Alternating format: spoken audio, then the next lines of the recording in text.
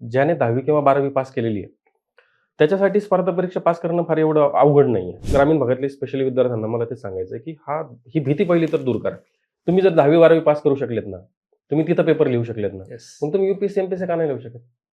बरोबर. नक्की अवघड का आहे? किंवा डिस्क्रिप्टिव्ह पॅटर्न आलाय, पेपर लिहायचा आहे, पण बऱ्याच विद्यार्थ्यांना नक्की काय लिहायचं आणि कशा पद्धतीने पेपर असणार हेच माहीत नाहीये. कुठलीही परीक्षांची तयारी करत असताना मेहनत ही करावीच लागते. पण ती मेहनत जर योग्य दिशेने जर तुम्हाला द्यायची असेल, त्याला व्यवस्थित डायरेक्शन द्यायचं असेल, तर त्याचा सिलेबस अगोदर समजून घ्या. सिलेबस म्हणजे हा पत्ता आहे ॲक्चुअली तुम्हाला ज्या ठिकाणी जायचं. UPSCमध्ये previous year question is like Bible.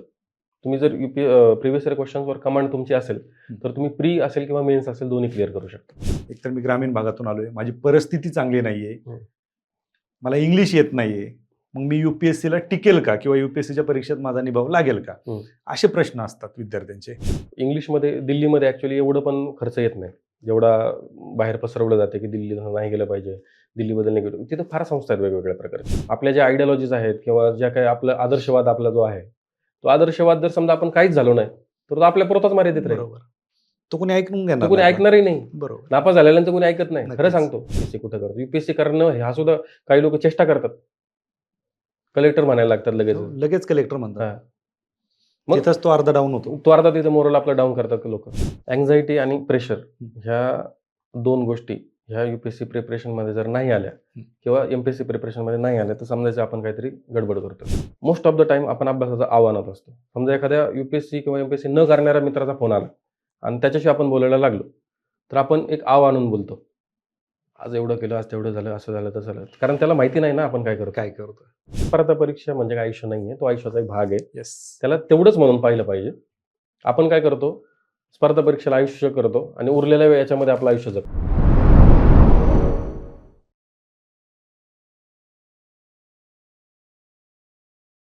नमस्कार, मी किरण निंबोरे आणि आपण पाहताय वास्तव कट्टा. खरं तर आपल्या सर्वांना माहिती आहे की MPSC आणि UPSC दोन्हींचा सिलेबस पॅटर्न सेम झाला आहे. UPSCच्या धर्तीवरती MPSCची परीक्षा होणार आहे हे सर्वांना माहीत झालं आहे. 2 वर्षापूर्वीच तो निर्णय झाला होता, परंतु 2 वर्ष आंदोलनं, मोर्चे, विद्यार्थ्यांना ते ॲक्सेप्ट करायला वेळ पाहिजे होता. त्याच्यामुळे थोडासा त्याच्यामध्ये आंदोलनं, मोर्चांमुळे वेळ गेला, परंतु आता ॲक्सेप्ट केलं आहे. एक परीक्षा झालेली देखील आहे, परंतु अजूनही त्याची भीती गेलेली नाही. जे विद्यार्थ्यांना, ग्रामीण भागातल्या विद्यार्थ्यांना आजही UPSC खूप अवघड आहे, UPSC खूप कठीण आहे, हा जो समज आहे, हा समज कुठेतरी दूर होणं गरजेचं आहे. त्याच्यामुळे आज वास्तव कट्ट्यावरती एक असं व्यक्तिमत्व आहे की ज्यांच्याविषयी, ज्यांची स्ट्रगल स्टोरी आपण सर्वांनी ऐकलेली आहेच. जे आईने धुणे भांडी केलेले असतील किंवा पत्र्याचं घर दाखवलेलं असेल, सोशल मीडियावरती ह्या सगळ्या गोष्टी आजपर्यंत तुम्ही पाहिलेलं असेल. अर्थात लक्षात आलं असेल, आज आपल्यासोबत आहेत UPSC 2025 मधून ज्यांची IPS मध्ये निवड झाली असे बापूसाहेब गायकवाड सर. वास्तव कट्ट्यावरती खूप खूप स्वागत. खरं तर मी ह्या सगळ्या गोष्टी सांगण्यामागचं कारण हे होतं, सोशल मीडियावरती आज तुमचे खूप व्हिडिओ गेले, मीडियाने दाखवले, तुमची परिस्थिती दाखवली, तुमचं घर देखील दाखवलं गेलं आणि आपल्याकडे आज वास्तव कट्ट्यावर देखील असे अधिकारी येतात, मोटिवेशन म्हणून त्यांना अधिकाऱ्यांच्या स्ट्रगल स्टोरी ऐकायच्या असतात. आज तुम्हाला वास्तव कट्ट्यावरती खरं तर तुमची स्ट्रगल स्टोरी नाही, स्ट्रगल स्टोरी ऐकायचं म्हणून तुम्हाला बोलवलेलंच नाही, कारण तुमची स्ट्रगल स्टोरी आत्तापर्यंत महाराष्ट्रातल्या प्रत्येक कानाकोपऱ्यातल्या विद्यार्थ्यांपर्यंत गेलेली आहे. तुम्ही कसे, तुमचं शिक्षण कसं झालं, तुम्ही अभ्यास कसा केला वगैरे ह्या सगळ्या गोष्टी गेल्यात. तर ज्यावेळेस तुमच्याबरोबर बोलत होतो किंवा ज्यावेळेस तुमचा तो एक प्रोग्राम पाहिला आत्ताच्या UPSCच्या परीक्षेच्या आधी, तुमचं सिलेक्शन झाल्याच्या नंतर तुम्ही विद्यार्थ्यांना मोफत गाईड करत होता, झूमवरून त्यांना कनेक्ट करून ठेवलं आणि मला वाटतं तुमच्या मार्गदर्शनाखाली 40 विद्यार्थ्यांचं UPSC देखील क्लिअर झाली आहे. हा जो तुमचा अप्रोच आहे आणि दुसऱ्या बाजूला महाराष्ट्रातील ग्रामीण भागातला विद्यार्थी, मी ग्रामीण भागात शिकलोय, माझं मराठी मीडियम आहे, UPSCला मला जमणार नाही किंवा UPSC हे आपलं काम नाही, मग तो इकडे स्पर्धा परीक्षेमध्ये MPSCकडे वळतो का? तर तो मनामध्ये न्यूनगंड आहे आणि ती भीती त्याच्या मनामध्ये बसलेली आहे. काय सांगाल नक्की? खरं तर तुमच्या कौटुंबिक पार्श्वभूमी सगळ्यांना माहिती आहे, आर्थिक परिस्थिती सगळ्यांना माहिती आहे. थोडंसं आपण तुमच्या परिस्थितीवरती न बोलता, आपण आज वास्तव कट्ट्यावरती बोलतो, त्या स्पर्धा परीक्षेतलं वास्तव आणि ही जी काही डिस्क्रिप्टिव्ह पॅटर्न आहे आणि जी भीती मनामध्ये बसलेली, ही भीती तुमच्या मार्फत मला विद्यार्थ्यांमधून घालवायची. काय सांगाल तुम्ही, कशा पद्धतीने या स्पर्धा परीक्षा क्षेत्रात यायचं ठरवलं होतं? कारण तेही खूप गरजेचं आहे, विद्यार्थ्यांना माहिती असतं. खरं तर UPSC असेल किंवा MPSC असेल, स्पर्धा परीक्षा म्हणजे मोठी 10वी किंवा 12वी हे आमच्या प्रवीण चव्हाण सरांचं वाक्य आहे. बरं. ज्यावेळेस मी पहिल्यांदा त्यांना अप्रोच केलं आणि त्यांच्याकडून मी इथिक्स हा विषय सगळ्यात अगोदर शिकलो. म्हणजे हे तुम्हाला ऐकून सुद्धा आश्चर्य वाटेल, की मला UPSCच्या बाकी सिलेबसबद्दल एवढी काही माहिती नव्हती. परंतु मी सगळ्यात अगोदर इथिक्स हा विषय त्यांच्याकडे जाऊन शिकलो. बरं. आणि सरांनी त्यावेळेस मला एक वाक्य सांगितलेलं, की ज्याने 10वी किंवा 12वी पास केलेली आहे, त्याच्यासाठी स्पर्धा परीक्षा पास करणं फार एवढं अवघड नाहीये. पण त्याच्यासाठी आपलं माइंडसेट डेव्हलप करणं फार गरजेचं आहे. म्हणजे आता काय, की जशी आपली बोर्डाची परीक्षा होते 10वीची किंवा 12वीची. UPSC म्हणजे मोठी 10वी किंवा 12वी. हे मी माझ्या बऱ्याचशा विद्यार्थ्यांना पण सांगतो, की तुम्हाला ज्या प्रकारे डिस्क्रिप्टिव्ह उत्तरं बोर्डाच्या परीक्षेत लिहायची असतात, एक टाईम फ्रेममध्ये लिहायची असतात. एक तुम्हाला पुरवणी मिळते किंवा पेपर मिळतो. त्याचाच थोडासा ॲडव्हान्स्ड व्हर्जन म्हणजे UPSC असेल किंवा आता सध्या जी डिस्क्रिप्टिव्ह झालेली MPSC असेल. मग आता त्यामध्ये जे सिलेबस आहे, त्या ज्या पुस्तकांचा आपल्याला अभ्यास करायचा आहे, तो जर व्यवस्थित आपण वाचला सुरुवातीला, तयारी करण्याच्या सुरुवातीला, आपली एक गोष्ट लक्षात येते, की 12वी पर्यंत अभ्यास केलेले सगळे विषय त्याच्यामध्ये कव्हर होतात. ओके. म्हणजे एक्झाम्पल म्हणून तुम्हाला सांगतो, जनरल स्टडीज 1 मध्ये भूगोल हा विषय. मी आत्तापर्यंत माझं सिलेक्शन झालंय, तरी सांगतो मी तुम्हाला, की मी NCERTच्या बाहेर भूगोलासाठी काहीच वाचलेलं नाही. दुसरे रेफरन्स बुक कुठलेच नाही? काहीच वाचलेलं नाही. मी फक्त 12वी पर्यंतच्या भूगोलाची पुस्तकं 6वी ते 12वी ते एकदा वाचून त्याच्या नोट्स तयार केल्या आणि 11वी आणि 12वीचे जे भूगोलचं NCERTचं जे इंग्लिश मीडियममधलं पुस्तक आहे, त्या वाचून त्याच्या नोट्स तयार करून मी प्री सुद्धा आणि मेन्स सुद्धा काढलेली. मेन्ससाठी सुद्धा तुम्ही मेन्ससाठी सुद्धा. आणि बापरे. भूगोलचं पुस्तक एवढं जबरदस्त आहे, की त्यातूनच प्रश्न येतात सगळे. ओके. फक्त काय, त्यासाठी तुम्हाला तुमचं थोडीशी हिंमत वाढवण्याकरता तुम्हाला UPSCचे प्रिव्हियस इयर क्वेश्चन्स किंवा MPSCचे प्रिव्हियस इयर क्वेश्चन्स ते पाहणं गरजेचं आहे. ओके. त्याच्याशी ज्यावेळेस तुम्ही कोरिलेट करता, की मी वाचलेल्या पुस्तकातून माझे सगळे प्रश्न सॉल्व्ह होत आहेत किंवा मला डिस्क्रिप्टिव्ह प्रश्नांची उत्तर सुद्धा लिहिता येतात. म्हणजे आता सिलेबस जर पाहिला तर उदाहरण म्हणून सांगतो, की सिलेबसमध्ये आपल्याला अर्थक्वेक म्हणा किंवा डिझास्टर रिलेटेड काही कन्सेप्ट असतात, लँडस्लाईड वगैरे. ह्या सगळ्या गोष्टी आपल्याला भूगोलच्या पुस्तकात दिलेल्या आहेत. त्याची डेफिनेशन, त्याची डायग्राम, त्याच्याशी असलेले काही गोष्टी, म्हणजे त्याचा इम्पॅक्ट असेल. मग आपल्याला ॲडिशनली काय करायचं आहे? आपल्याला 500 पानाचं पुस्तक वाचायची गरज नाही. आपल्याला ॲडिशनली फक्त आपलं थोडंसं डोकं चालवायचं आहे. बरोबर. त्याला मी मेंटल अँसर रायटिंग म्हणतो किंवा त्याला आपण ब्रेनस्टॉर्मिंग म्हणू शकतो. ब्रेनस्टॉर्मिंग म्हणजे काय? एखाद्या गोष्टीवर विचार करणं. मग अर्थक्वेक आहे समजा. अर्थक्वेक आला, तर त्याचे इम्पॅक्ट काय होते? मग आपल्याला अप्रोच माहिती आहेत. मग जनरल स्टडीज 1, 2, 3, 4 हा अप्रोच आहे आपल्याकडे. जनरल स्टडीज 1 मध्ये हिस्ट्री, सोसायटी, जिओग्राफी हा विषय येतो. 2 मध्ये polity, social justice, international relation हा विषय येतो. 3 मध्ये economics, agriculture, environment, disaster management, internal security हा विषय येतो आणि 4 मध्ये इथिक्स हा विषय येतो. बरं. मग आपण समजा अर्थक्वेकला ह्याच पॉईंट ऑफ व्ह्यूमध्ये विचार केला तर हिस्टॉरिकल काय सिग्निफिकन्स होता, मग याच्या अगोदर काय अर्थक्वेक येऊन गेला, त्याचे काय परिणाम झाले. सोसायटीच्या पर्स्पेक्टिव्हमध्ये जर आपण पाहिलं तर समाजातील समजा व्हल्नरेबल सेक्शन्सवर काय इम्पॅक्ट होतो, महिलांवर काय इम्पॅक्ट होतो, आदिवासी आपले जे असतात बांधव त्यांच्यावर काय इम्पॅक्ट होतो. जिओग्राफिकल पर्स्पेक्टिव्हमध्ये पाहिलं अर्थक्वेकमुळं सरफेसवर काय इम्पॅक्ट होतो, अर्थच्या सरफेसवर, किंवा आपण म्हणतो ना भूरूप कसे बदलतात, ते पण एक आहेच ना. पॉलिटिकल पॉईंट ऑफ व्ह्यूमध्ये पाहिलं तर डिस्प्लेसमेंट्स होतात अर्थक्वेकमुळे, बरेचसे लोक विस्थापित होतात, इकडे तिकडे जातात, पॉलिटिकल इन्स्टेबिलिटी सुद्धा येऊ शकते. इंटरनॅशनल कन्व्हेन्शन आहेत अर्थक्वेक हे करण्याकरता. त्यानंतर सोशल जस्टिसचा जर आपण विचार केला तर व्हल्नरेबिलिटी इंडेक्स असतो एक, की कोण व्हल्नरेबल आहे नेमकं त्यासाठी, ते आपण सोशल जस्टिसमध्ये पाहू शकतो. त्याच्यासाठी हेल्थ एज्युकेशनवर त्याचा कसा इम्पॅक्ट होतो. म्हणजे एक्झाम्पल म्हणून तुम्हाला डायमेन्शन सांगतो. एकच टॉपिक पण त्याला तुम्ही 4 किती डायमेन्शनमध्ये आपण हे करू शकतो. मग त्यामुळे ही भीती जर आपल्याला आपल्या मनातून घालवायची असेल तर आपल्याला स्वतः विचार करायला सुरुवात करावी लागणार आहे. जर आपण एखाद्या पर्टिक्युलर एका पुस्तकावर जर अवलंबून राहिलो तर आपण त्या पुस्तकापुरताच विचार करतो. मग आपण म्हणतो ना, आपण घोड्याच्या इथे फेसवर खोगीर लावलेलं असतं, त्या पुस्तकात काय दिले तेच मी उतरवण्याचा प्रयत्न करणार. मग आपण काय करतो, आपण आठवून पाठ करून पोपटपंची करून जे तिथं लिहिलंय तसंच उतरवण्याचा प्रयत्न करतो. मग आपण एक्स्ट्रा काहीच करत नाही, इनोव्हेटिव्ह आपलं उत्तर येत नाही. मग ते उत्तर जर इनोव्हेटिव्ह करायचं असेल तर आपल्याला आपला खोगीर काढावं लागेल, आपल्याला आपल्या आसपास सगळं पाहावं लागेल आणि आपल्याला पाहावं लागेल की काय समाजात काय इम्पॅक्ट होऊ शकतो कुठल्या गोष्टीचा.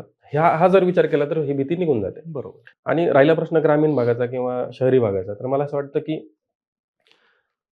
हा भेद जो आहे ग्रामीण किंवा शहरी हा पूर्ण मिटून जातो ज्यावेळेस तुम्ही ही परीक्षा पास होता.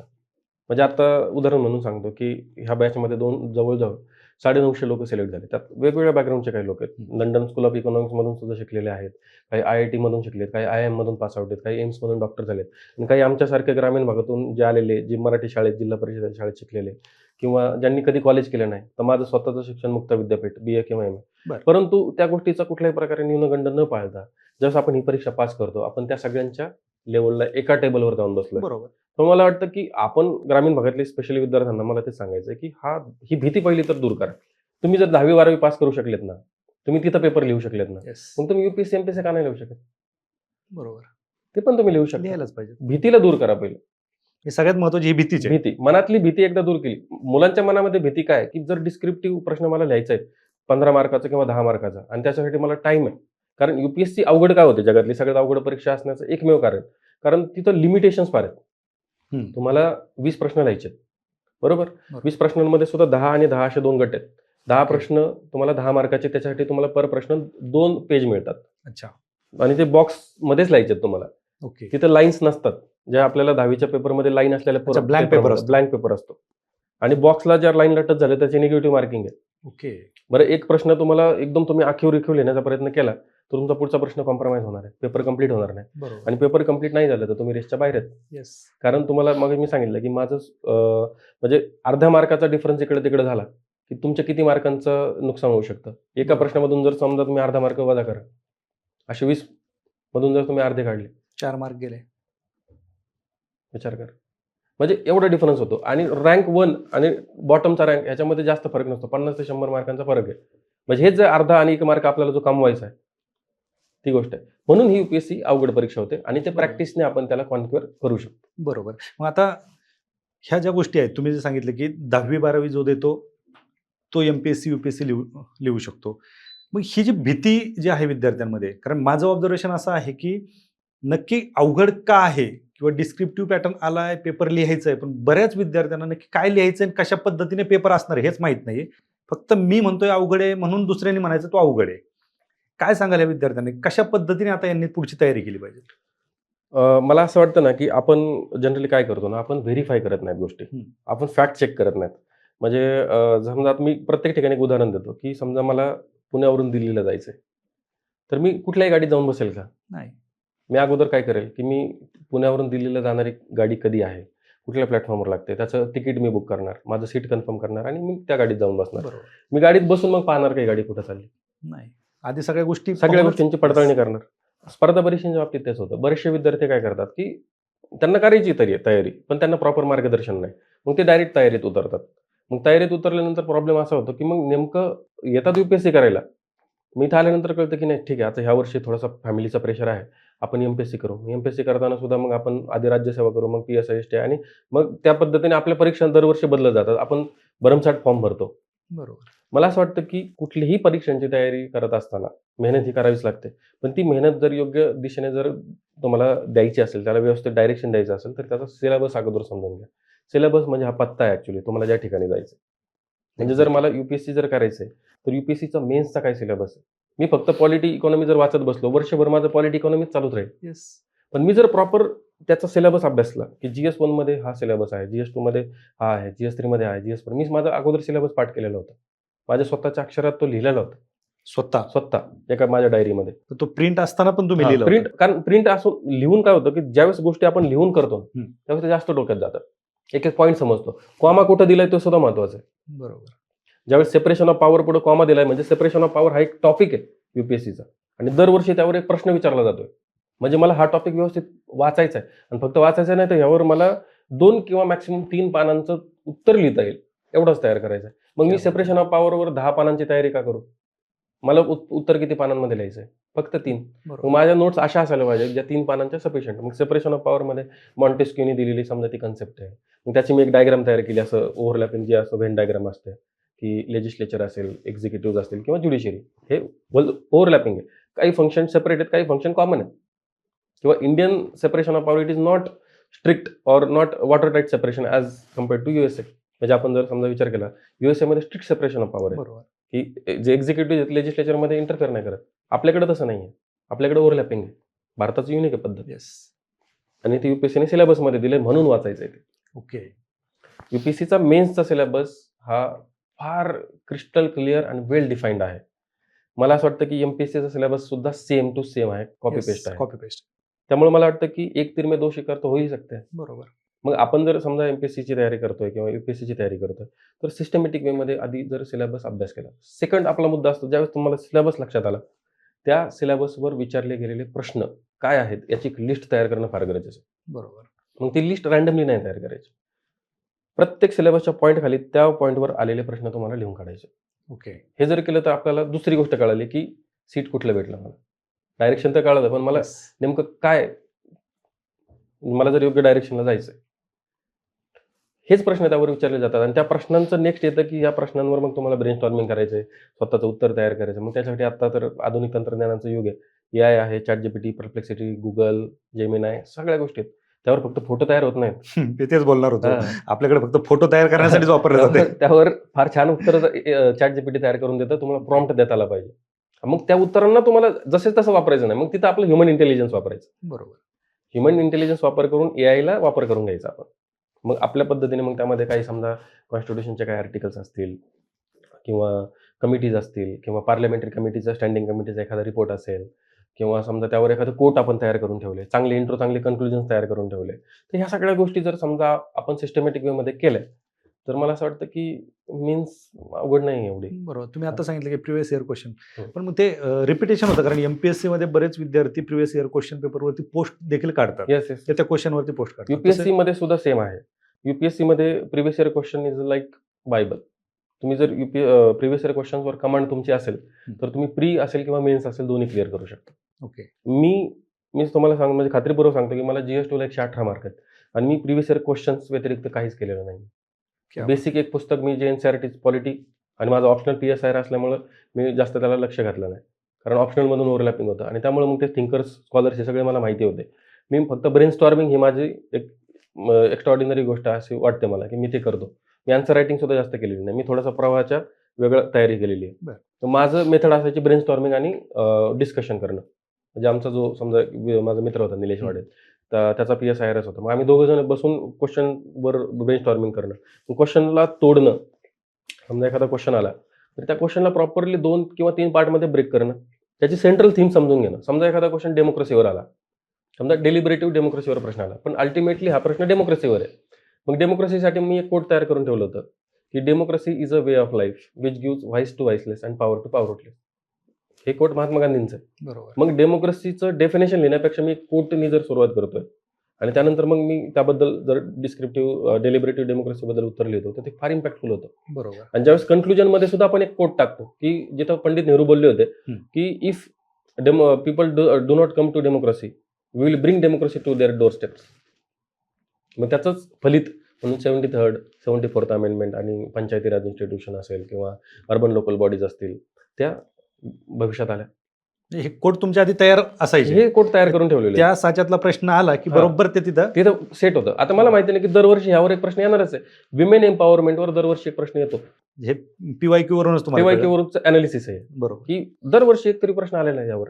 मग आयदर तो GS1 मध्ये येतो किंवा GS2 मध्ये येतो. कारण सोसायटी हा विषय तिकडे पण आहे आणि social justice, vulnerable section, healthy education इकडे पण आहे. मग तिथं माझा एक कोट तयार आहे. यत्रे नार्यस्तु पूज्यन्ते रमन्ते तत्रे देवता. हा विमेनवर आलेला प्रश्न आला, त्याच्यावर माझं इंट्रोडक्शन असतं. आणि त्याचं कन्क्लुजन डॉक्टर बाबासाहेब आंबेडकरांचं वाक्य, की I measure the progress of society by measuring the progress women has made. हे माझं इंट्रो कन्क्लुजन रेडी. बरोबर. किंवा जर समजा तुम्ही GS3चा विचार केला, त्यामध्ये एक्स्ट्रीमिझम आहे, लेफ्ट विंग एक्स्ट्रीमिझम असेल किंवा नॉर्थ ईस्ट इमर्जन्सी असेल, नॉर्थ ईस्टमध्ये होणाऱ्या समजा हे असतील, गोष्टी असतील त्या, तर त्यावर प्राईम मिनिस्टर मोदींनी पण फार छान बोललेलं आहे, की any kind of like extremism it can be tackle through the development किंवा road to development goes through the north east. Okay. त्यावर prime minister, honourable prime minister आहेत आपले, त्यांचं ते स्टेटमेंट आहे. हे स्टेटमेंट आपण वापरतो उत्तरांमध्ये आणि हे इम्पॅक्टफुल कन्क्लुजनमध्ये वापरायचं असतं, ह्या कोट्स. किंवा IT + IT is equal to IT, information technology plus Indian talent is equal to India tomorrow. Okay. हे तुम्ही तयार केलेलं. हे तयार केलेले काही कोट्स आहेत. ह्या पद्धतीने तिथे वे फॉरवर्डमध्ये, कन्क्लुजनमध्ये टाकावं लागतं. हे स्मार्ट वर्क आहे. बरं, हे कुठल्या पुस्तकात सापडत नाही. मग तुम्ही कितीही पुस्तक वापरा, तुम्हाला असे रेडीमेड उत्तर कधी मिळत नाहीत. मग हे कुठं मिळणार तुम्हाला? याचा काहीतरी सोर्स असायला पाहिजे. बरोबर. That is our next important thing, म्हणजे टॉपरच्या कॉपीज. ओके. मग तुम्ही 4 ते 5 वर्षांच्या चांगल्या टॉपरच्या कॉपीज जर चालून काढल्या, त्याच्यामध्ये तुम्हाला ह्या सगळ्या गोष्टी सापडतात. चांगली इंट्रो, कन्क्लुजन्स, काही थोडेफार मेहनत आपल्याला पण घ्यावी लागते. तर ते मिळतात. हां. सगळं गुगलवर अवेलेबल आहे, सगळं अवेलेबल आहे. आपल्याला शोधावं लागतं, शोधा म्हणजे सापडेल. येस, ते शोधणं महत्वाचं ते आहे. शोधणं महत्वाचं. बरोबर आहे. आपल्याकडे सवय काय आहे की दे रे हरे खाटल्यावर आपल्याकडे सगळं रेडीमेड पाहिजे. रेडीमेड पाहिजे. प्रिव्हियस इयर क्वेश्चन पण तुम्हाला रेडीमेड बुक पाहिजे. आता बऱ्याच वेळा काय होतं की एखाद्या प्रश्नाचं उत्तर आपण गुगल करतो समजा, तर ते करत असताना बाकीच्या गोष्टी सुद्धा सापडतात आपल्याला त्याच्याशी बरोबर. रिलेटेड. ते कुठंतरी दुसऱ्या उत्तरात म्हणजे कामाला येतात. काहीतरी फॅक्ट्स असतील. आणि स्मार्ट वर्कमध्ये तयारीमध्ये काय की उत्तर लिहित असताना काही गोष्टी मॅन्डेटरी आहेत. म्हणजे तुम्हाला डेटा लिहायचाच आहे. मग डेटा जर तुम्ही लिहिताय तर त्या डेटाचा सोर्स लिहिणं पण गरजेचं आहे. बरोबर. जर समजा मी अनएम्प्लॉयमेंटचा डेटा लिहितोय तर त्याच्यासाठी अनएम्प्लॉयमेंटचा लेबर ब्युरोचा डेटा आहे, नीती आयोगचा डेटा आहे, की इकॉनॉमिक सर्व्हेमध्ये दिलंय, हे सुद्धा मेन्शन करणं गरजेचं आहे. बरोबर. आपला मार्क वाढतो तिथे. तुम्ही एखादा पॉईंट मांडताय, तो खरा की खोटा हे ठरवण्याकरता, त्या पॉईंटला जस्टिफाय करण्याकरता त्याचा काहीतरी सोर्स देणं गरजेचं आहे. रेफरन्स देणं गरजेचं एखादं एक्झाम्पल किंवा रेफरन्स देणं गरजेचं आहे. त्यावेळेस तो पॉईंट लिहायचा. डिस्क्रिप्टिव्ह उत्तर 4-4, 5-5 लाईनचे पॉईंट नसायला पाहिजेत. तुम्हाला वेळेचं बंधन पण आहे ना. परीक्षा अवघड का होते? कारण तुम्हाला ह्या सगळ्या गोष्टींमधून म्हणतो ना, की तारेवरची कसरत करायची. बरोबर. वेळेत उत्तर लिहायचंय, येस. पॉईंट्समध्ये पण लिहायचंय, बरोबर. परत डायग्राम पण काढायची आहे, बरोबर. मॅप पण काढायचा आहे, येस. तुम्हाला कोट्स पण लिहायचे आहेत. हम्म.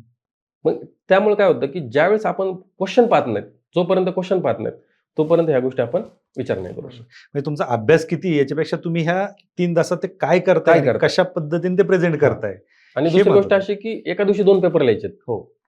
3 हे तासात त्याच्या एक मागचं. पेपर. 3 तासाचे 2 म्हणजे तुम्हाला मॉर्निंग सेशनमध्ये एक पेपर लिहायचा, तुम्हाला 1-1.5 तासाचा मध्ये गॅप मिळतो. त्याच्यामुळे तुम्हाला जेवण पण करायचंय, ब्रेक पण घ्यायचा आहे थोडं, कारण तुमचा हात, माझे तर बोटं सुजलेले होते. बरं. ज्यावेळेस एसे म्हणजे 5 पेपर झाल्यानंतर अजून सुद्धा ती खून अशी तशीच आहे माझ्या बोटांवर. तुम्हाला कंटिन्युअसली पेपर लिहायचं. मेहनत आहे, म्हणजे असं नाहीये. पण विषय काय आहे, की ज्यावेळेस तुम्ही प्रॅक्टिस करा, म्हणजे प्रयत्न वाळूचे कन्न रगडिता तेलही गळे. येस. ह्या सगळ्या गोष्टी म्हणजे फक्त अभ्यासावरती नाही आहेत. हां. म्हणजे त्या अभ्यासासोबत ह्या तुम्ही आत्ता गोष्टी सांगितल्या, ह्या कशा मॅनेज करायच्या हे देखील विद्यार्थ्यांनी बरोबर. ठरवलं पाहिजे. याच्याकडे परत येऊयाच पण आपण. तुम्ही सांगितलं तुमचं शिक्षण मुक्त विद्यापीठातून झालं. आजही बरेच विद्यार्थी आम्हाला देखील प्रश्न विचारतात, तुम्हाला देखील ते विचारत असतील, की एकतर मी कला शाखेचा, माझा आर्ट बॅकग्राऊंड आहे आणि एकतर मी ग्रामीण भागातून आलोय, माझी परिस्थिती चांगली नाहीये, मला इंग्लिश येत नाहीये, मग मी UPSCला टिकेल का किंवा UPSCच्या परीक्षेत माझा निभाव लागेल का, असे प्रश्न असतात विद्यार्थ्यांचे. आता काय याला उत्तर आहे तुमच्याकडे? UPSCला भाषेचं बंधन नाही आहे पहिली गोष्ट. UPSC आपण आपल्या रिजनल लँग्वेजमध्ये सुद्धा देऊ शकतो. येस. त्याचे काही चॅलेंजेस आहेत. कारण मराठीमधून उत्तम दर्जाचं अभ्यासाचं साहित्य उपलब्ध होईलच असं नाही. बरोबर. किंवा इंग्लिशमध्ये जरी असेल तरी ते आपल्याला ग्रास्प करणं सोपं जाईल असंही नाही. त्यामुळे मला असं वाटतं, की भाषेचं न्यूनगंड पहिलं हे करणं गरजेचं आहे. तर बरेचसे मुलं हिंदी मीडियम मधून सुद्धा होतात. आता मराठी भाषेतून समजा पेपर देता येतो. बरेचसे जण टॉपर पण झालेत. आहेत काही लोक टॉपर झालेले. परंतु जर आकडेवारी जर आपण काढली, म्हणजे एकदम फॅक्च्युअली जर आपण बोलायला सुरुवात केली, तर फार कमी आकडा येतो त्याचा. यावर्षी महाराष्ट्रात मला वाटतं 60 विद्यार्थी फक्त select 60 झाले. विद्यार्थी select त्यातला झाले. एकही मराठी मीडियमचा नाही. हां, मराठी मीडियमचे विद्यार्थी नाहीत. आता आमचे सुद्धा काही मराठी मीडियमचे काही विद्यार्थी मनोबलचे होते. तर इंटरव्ह्यू पर्यंत पोहोचले होते. परंतु काही पेपरमध्ये त्यांना मार्क नाही पडत. आता समजा काही टेक्निकल पेपर आहेत. त्याचं कारण टेक्निकल पण आहे. GS3 हा पेपर आहे. हा टोटली टेक्निकल पेपर आहे. त्या पेपरमध्ये तुम्हाला economics, disaster management, internal security, environment, agriculture हे सब्जेक्टवर लिहायचं आहे. बरोबर. बरं, हे सब्जेक्ट टेक्निकल आहेत. 250 मार्कांचा पेपर आहे सर. मग ह्या एका पेपरमध्ये आता आमचा एक मित्र आहे, मराठी मीडियममधून दिलं. मराठी लिटरेचर ऑप्शनल होतं. परंतु GS3 मध्ये एवढे कमी मार्क आले. इंटरव्ह्यू कॉल आला, परंतु फायनल सिलेक्शन 10 मार्कांनी राहिलं. फक्त GS3 मुळे. बरोबर. मग टेक्निकल गोष्टी आहेत. कारण टेक्निकल गोष्टी आहेत. मग त्याच्यासाठी मग तुमची मराठी एवढी ॲडव्हान्स लेवलची पाहिजे, की त्याला अल्टरनेटिव्ह मराठीत काय शब्द वापरला जातो हे तुम्हाला माहिती पाहिजे. बरोबर. आपत्ती व्यवस्थापन समजा हा हिंदी आहे की मराठी वर्ड आहे काय? एन्व्हायरमेंट समजा ग्लोबल वॉर्मिंगसाठी तुम्हाला इमिडिएटली शब्द आला पाहिजे तिथे. मराठीतच आला पाहिजे. सी लेवल राईज किंवा त्याच्या लेवलचे प्रश्न असतात. कोरल रिफला मराठीतून काय म्हणतात हे तुम्हाला तिथं मराठीतून घेता आलं पाहिजे. एक्झॅक्टली. बरोबर. त्यासाठी मग मेहनत जास्त करावी लागेल. असं नाही की होत नाही, होतं 100%. मग पण मेहनत तेवढी पाहिजे. करावी लागेल. आपण जर आपली मराठी भाषा आणि म्हणतोय. बरेचसे टॉपर असे पण पाहिले मी, की त्यांनी इंग्लिशमध्ये अभ्यास केला, पेपर मराठीत लिहिले. ओके. ट्रान्सलेट केले. अविनाश पाटील नावाचा माझा मित्र आहे. त्याला 2 वेळा इंटरव्ह्यू कॉल आला. मराठी मीडियममधून इंग्लिशमध्ये अभ्यास करायचा होता आणि त्याला ट्रान्सलेट करायचं. पण मेहनत पॉसिबल आहे? हो, पॉसिबल आहे ना. Nothing is impossible. पण त्याला तेवढी परत खूप आहे. मेहनत. मेहनत खूप आहे. ओके. मग आता विषय असा होतो ना, की मग आता समजा तुम्ही जर तयारी करताय, मग तुमच्यासोबत एकतर युपीएससी तयारी करणारं सर्कल असलं पाहिजे तुमच्या बरोबर. आसपास. पण आता लकीली असं झालं, की एमपीएससी सुद्धा युपीएससी सारखं झालंय. येस. त्यामुळे तुम्ही एका वेळी 2 ते 3 परीक्षांची तयारी करू शकता. बरोबर. मग जर एमपीएससी जर तुम्ही मराठीतून करताय, तर युपीएससी सुद्धा तुम्ही मराठीतून करू शकता. बरोबर. किंवा युपीएससी इंग्लिशमधून करताय, तर एमपीएससी इंग्लिशमध्ये करू शकता. येस. मला वाटतं इथं कुठेही भाषेचं बंधन यायला नको. बरोबर. एक- पण आता मला एक सांगा फक्त, मी थोडंसं इंटरप्ट करतो, की तुमचं ग्रॅज्युएशन मुक्त विद्यापीठातून झालं आणि तुम्ही पेपर काय कुठल्या लँग्वेजमध्ये दिला? इंग्लिश. हे तुम्हाला कसं शक्य झालं? शाळेत असताना माझी इंग्लिश ठीक होती. म्हणजे 10वीला असताना सुद्धा मला इंग्लिशला जवळ बोर्डाला 90 मार्क आलेले आहेत. बरोबर. ज्यावेळेस पास व्हायचे पण वांदे असायचे इंग्लिशमध्ये. आणि माझं BA मराठीतून केलंय मी. ज्यावेळेस मी दिल्लीला शिफ्ट झालो. अगोदर मी ग्रॅज्युएशन माझं मुक्त विद्यापीठातूनच असल्यामुळं मी काही दिवस पुण्यात पण राहिलो, एक 5-6 महिने आणि काही दिवस मी घरी राहिलो. पण त्यावेळेस मला काही बंधनं यायला लागली. माझा मित्र वैभव गायकवाड ऑलरेडी दिल्लीमध्ये होता. तो आता DCP आहे, IPS आहे तो. ओके. तर त्याच्याशी मी चर्चा करायला सुरुवात केली. मग त्याने सांगितलं, की इंग्लिशमध्ये दिल्लीमध्ये ॲक्चुअली एवढं पण खर्च येत नाही. जेवढा बाहेर पसरवलं जाते, की दिल्लीला नाही गेलं पाहिजे, दिल्लीबद्दल नाही गेलो. तिथं फार संस्था आहेत वेगवेगळ्या प्रकारच्या. त्यावर बोलेलच मी नंतर. परंतु म्हटलं, की मीडियमचा प्रॉब्लेम असा होतो म्हणे, की दिल्लीत आल्यानंतर कळतं, की आपली जी कॉम्पिटिशन आहे, ही फक्त महाराष्ट्राच्या मुलांसोबत नाही आहे. रेस्ट ऑफ द महाराष्ट्र जेवढे काही राज्य आहेत, त्या सगळ्या राज्यातले मुलं येतात. बरोबर. IIT, IIMमधून पास झालेले काही मुलं आहेत. काही मुलं एम्समधून पास झालेले आहेत. त्यांची इंग्लिश छान आहे. ते इंग्लिशमध्ये उत्तर लिहिणार आहेत. मग माझी कॉम्पिटिशन त्यांच्यासोबत आहे. मला त्यांना खांद्याला खांदा देऊन उभं राहायचं आहे. बरोबर. ते जे रिसोर्सेस वाचतायत, ते रिसोर्सेस मला इथं अवेलेबल होत नाहीयेत मराठीमध्ये समजा. नाही. मग त्यांना जर मला टफ फाईट द्यायची, मग मी त्यांच्या लेव्हलला जाऊन देणं फार गरजेचं आहे. बरोबर आहे. मग त्यांनी मला सांगितली ही गोष्ट. तर मला लक्षात आलं, की नाही हे पण बोलतोय बरोबर. कारण अल्टिमेटली आपल्याला परीक्षा पास होणं गरजेचं आहे. कारण आपल्याला जे काही काम करायचं आहे, ते पास झाल्यानंतरच करता येणार आहे. येस. आपल्या ज्या आयडियॉलॉजीज आहेत किंवा ज्या काही आपला आदर्शवाद आपला जो आहे, तो आदर्शवाद जर समजा आपण काहीच झालो नाही, तर तो आपल्या पुरताच मर्यादित राहील. बरोबर. तो कोणी ऐकून तो घेणार कोणी नाही. ऐकणारही नाही. बरोबर. नापास झाल्यानंतर कोणी ऐकत नाही. खरं नक्कीच. सांगतो. नाही खरं आहे. मागच्या वर्षी माझं सिलेक्शन नव्हतं झालं. मी इंटरव्ह्यूपर्यंत पोहोचलो होतो. मी कोणाला माहिती सुद्धा नव्हतं. बरोबर. मग यावर्षी मी त्या बाजूला गेलो सीमेच्या. आज जवळ सगळ्यांना माहिती झाली काय गोष्ट. लोक ऐकतात किंवा मी जे काही बोलतो त्यावर विश्वास पण ठेवतात. बरोबर. हीच गोष्ट मी जर मागच्या वर्षी सांगितली असती तर. नाही कोणी ऐकत नाही. ती जगाची रीत आहे. हां. त्यामुळे मला असं वाटतं, की मला त्यावेळेस वाटलं, की नाही मला एक्झाम क्लिअर करण्याकरता आणि त्या लेव्हलला जाण्याकरता इंग्लिशमध्ये पेपर देणं फार गरजेचं आहे. मी ती भीती पहिली मनातून दूर केली आणि मला असं वाटलं, की L&Tमध्ये 5 वर्ष जे मी काम केलं, तिथं इंग्लिश बोलणं जे मी शिकलो. आता लिहिता वाचता वगैरे ते तर शाळेत असताना आपल्याला चांगलं बरोबर. शिकवतात. परंतु बोलण्याचा एक न्यूनगंड आपल्या मराठी पोरांमध्ये. येस. तो माझ्यामध्ये पण होता. तो L&Tमुळे गेला.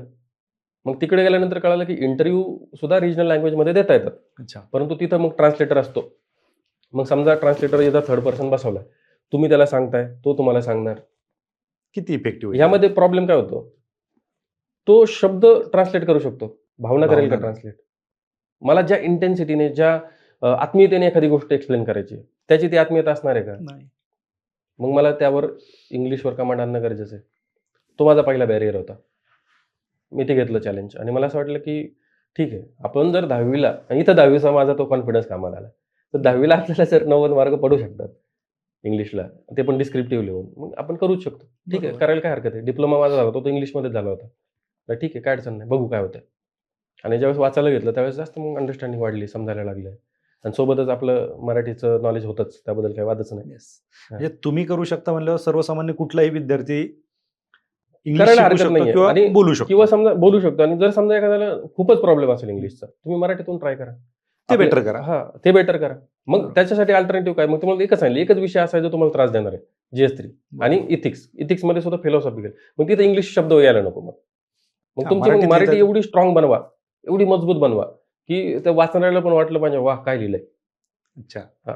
बरं. कारण आहेत ते- ना आपल्याकडे विद्यार्थी, की असं नसतं का की 2 paper Marathi 2 paper in English का असं नाही जमत? नाही, नाही, नाही. तुम्हाला एक लँग्वेज एक निवडली language तर निवडावीच अच्छा. लागते. तुम्ही काहीतरी बोलत होता. तीच लँग्वेज निवडावं लागते आणि आपल्याकडे अशी उदाहरणं आहेत, की हं. जे मराठी मीडियममधून टॉप 10 मध्ये सुद्धा आलेले विद्यार्थी आहेत. बरं. हां. म्हणजे प्रवीण चव्हाण सरांचेच विद्यार्थी आहेत आणि म्हणजे खूप सारे म्हणजे आता मला वाटतं सिनियर IAS ऑफिसर पण आहेत, की मला वाटतं मिलिंद म्हैसकर सर आहेत बहुतेक, भूषण गगराणी सर आहेत, येस. की ते मराठी मीडियममधून टॉप केलं होतं. येस. महेश भागवत सर आहेत, ज्यांचं मराठी लिटरेचर होतं. विश्वास नांगरे पाटील सर आहेत, ज्यांचं मराठी लिटरेचर होतं. म्हणजे अशी उदाहरणं आहेत आपल्याकडं. परंतु मग तुम्ही त्यांचे जर बोलणं ऐकलं, तुम्ही त्यांच्या मराठीवरची कमांड पण बघा. मराठीवर strong. प्रभुत्व आहे त्यांचं. प्रभुत्व म्हणजे असं कमालीचं प्रभुत्व आहे. बरोबर, मग तुम्हाला तेवढं प्रभुत्व मिळवावं लागेल. अगदी बरोबर. शेवटी बघा, हार्डवर्कला ऑप्शन नाही आहे. तुम्हाला Yes. इंग्लिश घ्या किंवा मराठी घ्या, तुम्हाला हार्डवर्क करावंच लागणार. करावंच लागणार आहे. नक्की सर, आता तुम्ही काही उदाहरणं सांगितली, एवढी मोठी मोठी उदाहरणं आपल्याकडे आहेत. आज तुमचं सिलेक्शन झालं, आज 60 विद्यार्थी सिलेक्शन झालेले आहेत, 60 लोकांचं सिलेक्शन झालंय. महाराष्ट्राला आपण एवढं प्रगत समजतो, महाराष्ट्राला टॅलेंटेड समजतो, सगळं जगाचं आपण काय म्हणतो की विद्यार्थी आपल्या पुण्यासारख्या ठिकाणी येतात, शिकण्यासाठी येतात वगैरे वगैरे, सगळ्या गोष्टी आपण अभिमानाने मिळवतो. दुसऱ्या बाजूला आपण हे म्हणतो की UP बिहारी आमच्याकडे येतात वगैरे वगैरे, ह्या सगळ्या गोष्टी होतात. पण जर आपण पाहिलं UP असेल, बिहार असेल, यांचा टक्का महाराष्ट्रापेक्षा जास्त आहे. म्हणजे महाराष्ट्र जर 60 विद्यार्थी आहेत तर मला वाटतं UPमध्ये 150 विद्यार्थ्यांचं सिलेक्शन झालं. हे का? त्याचं मी ॲनालिसिस केलं आणि मला एक असं उत्तर सापडलं की महाराष्ट्र असेल किंवा UP असेल किंवा बिहार किंवा हिंदी भाषिक जे काही राज्य आहेत, राजस्थान असेल, उत्तराखंड, हे दरवर्षी त्यांच्या आयोगाची परीक्षा घेतात. बरोबर. आपलं पण आयोग परीक्षा घेतात दरवर्षी. एक फरक मला जाणवला, महाराष्ट्र ऑब्जेक्टिव्ह पद्धतीने राज्यसेवा घ्यायचं. बरोबर. आता जे डिस्क्रिप्टिव्ह झाले येस. त्यांच्याकडे फार आधीपासून डिस्क्रिप्टिव्ह परीक्षा आहे. ओके. त्याचा सिलेबस सेम UPSC सारखा आहे. त्याच्या डेट्स UPSCच्या डेट्सच्या मागे पुढे असतात. अच्छा. म्हणजे तिथं मुलांना काय होतं, ऑपॉर्च्युनिटी काय मिळते की ते UP, बिहार, राजस्थान, उत्तराखंड, मध्य प्रदेश अशा 6-7, 7-7 परीक्षा ते एका वर्षी देऊ शकतात. प्रत्येक राज्याची परीक्षा देतात ते? हा, देतात. बरं. काय असतं, फक्त एकच डिफरन्स असा आहे की रिझर्वेशन तुम्हाला तुमच्या राज्यामध्ये हा, लागू होतं. लागू. दुसऱ्या राज्यांची परीक्षा देताना तुम्ही जनरल कॅन्डिडेट आपल्या होता. MPSC आता कर्नाटकवाले देतातच ना, हा, सीमा भागात. सीमा भागात तसं असतं ते फक्त. अदरवाईज त्यांना बेनिफिट काय मिळतो मग, जम्मू काश्मीरचे सुद्धा मुलं आहेत, syllabus same to same UPSC copy paste आहे त्यांचा. बरोबर. त्यामुळे फायदा काय होतो की एका वर्षी ते 2-2, 3-3 वेळा मेन्स लिहितात. आपण जशी टेस्ट सिरीज देतो तशी ती मेन्स तसे ते मेन्स लिहितात. आयोगाची. आणि दुसरी गोष्ट अशी की त्यांच्या आयोगाचे चेक झालेले पेपर त्यांना मिळतात. ओके. टिक केलेले की किती मार्क पडले. तिथं त्यांना डायरेक्टली कळतं की मला कुठल्या प्रश्नात कमी मार्क आला, कुठल्या ह्याच्यात जास्त आले, की किती काय केलं तर काय होईल. मग एका वर्षी ज्यावेळेस तुम्हाला 2 मेन्स लिहायला भेटतायत, तुम्ही विचार करा 3 मेन्स लिहायला भेटताय, मग UPSC मध्ये का त्यांचे 150 मुलं सिलेक्ट न व्हावं. बरोबर. मग आपल्याकडे विषय डायरेक्ट असा झालाय की आपल्याकडे डिव्हिजन आहे. तू काय करतो रे बाबा, मी UPSC करतो, मी MPSC करतो. हे डिव्हिजन जे झालंय ना, त्याच्यामध्ये प्रॉब्लेम आहे आपला. मग जर एखाद्या विद्यार्थ्याला MPSC करायचं असेल, फार रेअर उदाहरण आहेत की ज्यांनी MPSC आणि UPSC दोन्ही काढले. जसं रमेश गुलप आहेत, ते राज्यात पहिले आले होते आणि UPSC पण क्लिअर केलं. पण फार कमी उदाहरण आहेत अशी. कारण काय होतं की परीक्षेचं स्वरूप वेगळं आहे. MPSC मेन्स ऑब्जेक्टिव्ह, तुम्हाला तिथं बबल्स भरायचे. UPSC मेन्स डिस्क्रिप्टिव्ह, तिथं तुम्हाला आन्सर रायटिंग करायची. आणि जर तुम्हाला एकाच वर्षी 2 मेन्स लिहायच्यात, MPSC पण आणि UPSC पण, मग तुम्ही कोणाला प्रायोरिटी देणार. मग इथं प्रॉब्लेम असा होतो आपल्या ग्रामीण भागातल्या यांचा की आपल्याला नोकरी पाहिजे असते, आपल्या आर्थिक परिस्थिती चांगल्या नसतात. आपली पहिली प्रायोरिटी असते की नोकरी, स्थैर्य, घरच्यांना त्या दलदलीतून, गरिबीच्या दलदलीतून बाहेर काढणं. बरोबर. मग आपल्या मनात ती कुणीतरी भीती घालून दिली, अरे UPSC कुठं करतो. UPSC करणं ह्या सुद्धा काही लोक चेष्टा करतात, कलेक्टर म्हणायला लागतात लगेच कलेक्टर म्हणतात. हा. मग तिथंच तो अर्धा डाऊन होतो. तो अर्धा तिथं मोरल आपला डाऊन करतात लोक. मग लोक मग निवड करणार, ठीक आहे मग या वर्षी MPSC करू, पुढच्या वर्षी UPSC करू. पण MPSC मध्ये काही साधी स्पर्धा आहे. मला तर असं वाटतं की MPSC मध्ये एवढे हार्डवर्किंग मुलं आहेत. मी MPSC दिली नाही कधी, पण मला भीती वाटायची MPSC पोरांचे अभ्यास करणारे. एवढे अभ्यास करतात पोरं जबरदस्त. UPSC पेक्षा जास्त. UPSC पेक्षा जास्त अभ्यास करतात MPSC पोरं. मी लिहून देतो ही गोष्ट. क्या बात आहे. मग हे जर तुम्ही मेहनत घेताय, तर ही मेहनत आपल्या मुलांची वाया जात होती. ते थँक गॉड की ह्या वर्षी त्यांनी चेंज केला पॅटर्न. येस. की आपले पोरं सुद्धा आता, जसं आमचे गुरु महेश भागवत सर DG आता तेलंगणाचे, त्यांचं स्वप्न आहे की भारतात पहिला नंबर यायला पाहिजे महाराष्ट्रातल्या मुलाचा. CD देशमुख साहेबांनंतर आतापर्यंत कुणीच महाराष्ट्रातलं पहिला नाही आलेलं. महाराष्ट्रात टॅलेंटची कमी नाही आणि टॅलेंटची कमी नाही. मग कुठंतरी आपला सिस्टमिक रिफॉर्म जो आहे तो करणं गरजेचं आहे. बरोबर. म्हणजे ह्या एक्झाम एकसारख्या होतील त्यावेळेस मग आपले मुलं सुद्धा डेअरिंग करायला लागतील. बरोबर. मग एखादा समजा MPSC पण देतोय आणि UPSC पण देतोय, दोन्ही परीक्षा पास होतात. यावर्षीची उदाहरणं आहेत की आमच्या बॅचमध्ये 2 असे काही बरेचसे मुलं आहेत ज्यांचं याच वर्षी UPPCS पण निघलं, UPSC पण पास झाले. आता BPSCचा परवा रिझल्ट आला, तो BPSC मध्ये पण SDM बनलाय आणि इकडे सुद्धा IRS निघते त्याची. क्या बात आहे. मग हे महाराष्ट्रातल्या मुलांना का नाही शक्य होत? त्याचं एकमेव कारण परीक्षाच होतं, वेगवेगळ्या. परीक्षा वेगवेगळ्या. मग आता उलट सुवर्ण संधी चालून आलेली. मला असं वाटतं की हे MPSCचे हार्डवर्किंग विद्यार्थी असतील किंवा UPSC करणारे, हे ज्यावेळेस मर्ज होतील, इंटिग्रेट होतील, तर मला वाटतं की बरेचसे मुलं, आता बऱ्याचशा वेळ असं होतं की UPSC मध्ये सुद्धा अटेम्प्ट संपलेले असतात काही जण टॅलेंटेड, मग त्यांना सुद्धा ह्या पॅटर्नवर शिफ्ट करणं सोपं नाही होत. बरोबर. मग त्यांच्या करिअरचं काय पुढं? चला ठीक आहे, आता निपुण सेतू, प्रतिभा सेतू आलाय म्हणून ठीक आहे, पण जे लोक इंटरव्ह्यू पर्यंत नाही पोहोचले त्यांचं काय? प्रत्येकाला क्लास सुरू करणं किंवा कोचिंग सुरू करणं शक्य आहे का? नाही. मग त्यांच्यासाठी एमपीएससीचा मार्ग उघडला झाला. Yes. It is a win win situation. Right. मग त्यामुळं याच्याकडे पॉझिटिव्हली पाहणं फार गरजेचं आहे. बरोबर. पण आता मग हे जे नवीन विद्यार्थी येत आहेत हं. तर ॲक्च्युली जसं तुम्ही सांगितलं तसं बऱ्याच लोकांना फक्त भीती आहे हं. की युपीएससी खूप अवघड आहे, हं. युपीएससीचा पेपर लिहिणं अवघड आहे किंवा युपीएससीमध्ये आपण त्या कॉम्पिटिशनला सामोरे जाऊ शकत नाही, आपण या विद्यार्थ्यांसमोर टिकू शकत नाही. हं. ही फक्त भीती आहे. पण यांना अजून युपीएससीचा सिलेबस पण माहीत नाही हां. किंवा यांनी युपीएससीचा पेपर देखील कधी पाहिलेला नाही. फक्त कुणीतरी सांगितले तुला हे जमणार नाही किंवा कुणीतरी सिनियर सांगतो तू आधी एमपीएससीचा अभ्यास कर नंतर युपीएससीची तयारी कर. या विद्यार्थ्यांना काय सांगाल तुम्ही? कशा पद्धतीने आता यांनी इन झालं पाहिजे? यावर एक सोपा उपाय काय माहिती आहे का, की सेल्फ अनालिसिस करायला पाहिजे प्रत्येकाने आपापलं. एक स्वॉट अनालिसिस असतं. स्ट्रेंथ, विकनेस, अपॉर्च्युनिटीज आणि थ्रेट. स्वतःचं अनालिसिस करणे, की माझी स्ट्रेंथ काय आहे, माझी कुवत काय आहे, ॲप्टिट्यूड. समजा एखाद्या विद्यार्थ्याला नाही जमत आहे आन्सर रायटिंग, मग त्याने ऑब्जेक्टिव्हच्याच परीक्षेची तयारी करणं गरजेचं आहे. बरोबर. पण एखाद्याला माहिती आहे की नाही माझं आन्सर रायटिंग फार छान आहे, त्याने स्वतःला एकदा टेस्ट करायला पाहिजे आणि एका टाईम फ्रेममध्ये टाकून करायला पाहिजे, की माझी काय बऱ्याचशा अशा चेक्स असतात. म्हणजे समजा माझी आर्थिक परिस्थिती काय आहे, माझा फॅमिलीचा सपोर्ट मला आहे का, माझ्या पाठीशी माझा भाऊ किंवा माझी बहीण किंवा माझे आईवडील उभे आहेत का, मला प्लॅन बी माझा आहे का रेडी.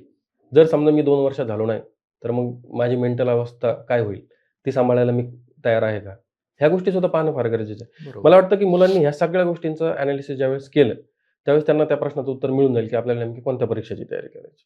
आता समजा 10वी-12वीला जर एखाद्याने चांगलं परफॉर्म केलं असेल, हं. बोर्डात आले असतील, 85-86% पडले असतील, त्यांनी पेपर लिहिले असतील, त्यावेळेस तो मोमेंटम तयार झालेला आहे. 11वी-12वीला त्यांनी चांगले मार्क पाडले, BA पर्यंत त्यांनी चांगले केले किंवा एखाद्याने इंजिनिअरिंगला पण चांगले. इंजिनिअरिंगला काय ऑब्जेक्टिव्ह थोडीच असतात, डिस्क्रिप्टिव्ह असतात. बरोबर. मग त्यांनी इमिजिएटली जर ठरवलं की मला 2 वर्षच द्यायचे, एका टाईम ठरवून की कुठल्याही परिस्थितीत 2 वर्षामध्ये मी ह्या गोष्टी करणार, ह्या 3 परीक्षा मी टार्गेट करणार.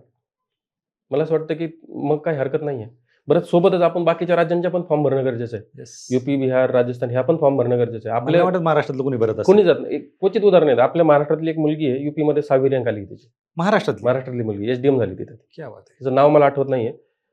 पण 6वी रँक आहे बघा तिची. मागच्या 2 का 3 वर्षांपूर्वी झालेली आहे. बरेचसे मुलं जातात आता. म्हणजे युपीएससी मधून की त्यांच्या UPPSC च्या राज्यसेवेची परीक्षा ती पास ओके. झाली आणि तिथं ती टॉप 10 मध्ये आली क्या बात आहे. आणि तिथं ती एसडीएम म्हणून सिलेक्ट झाली. तुम्ही विचार करा.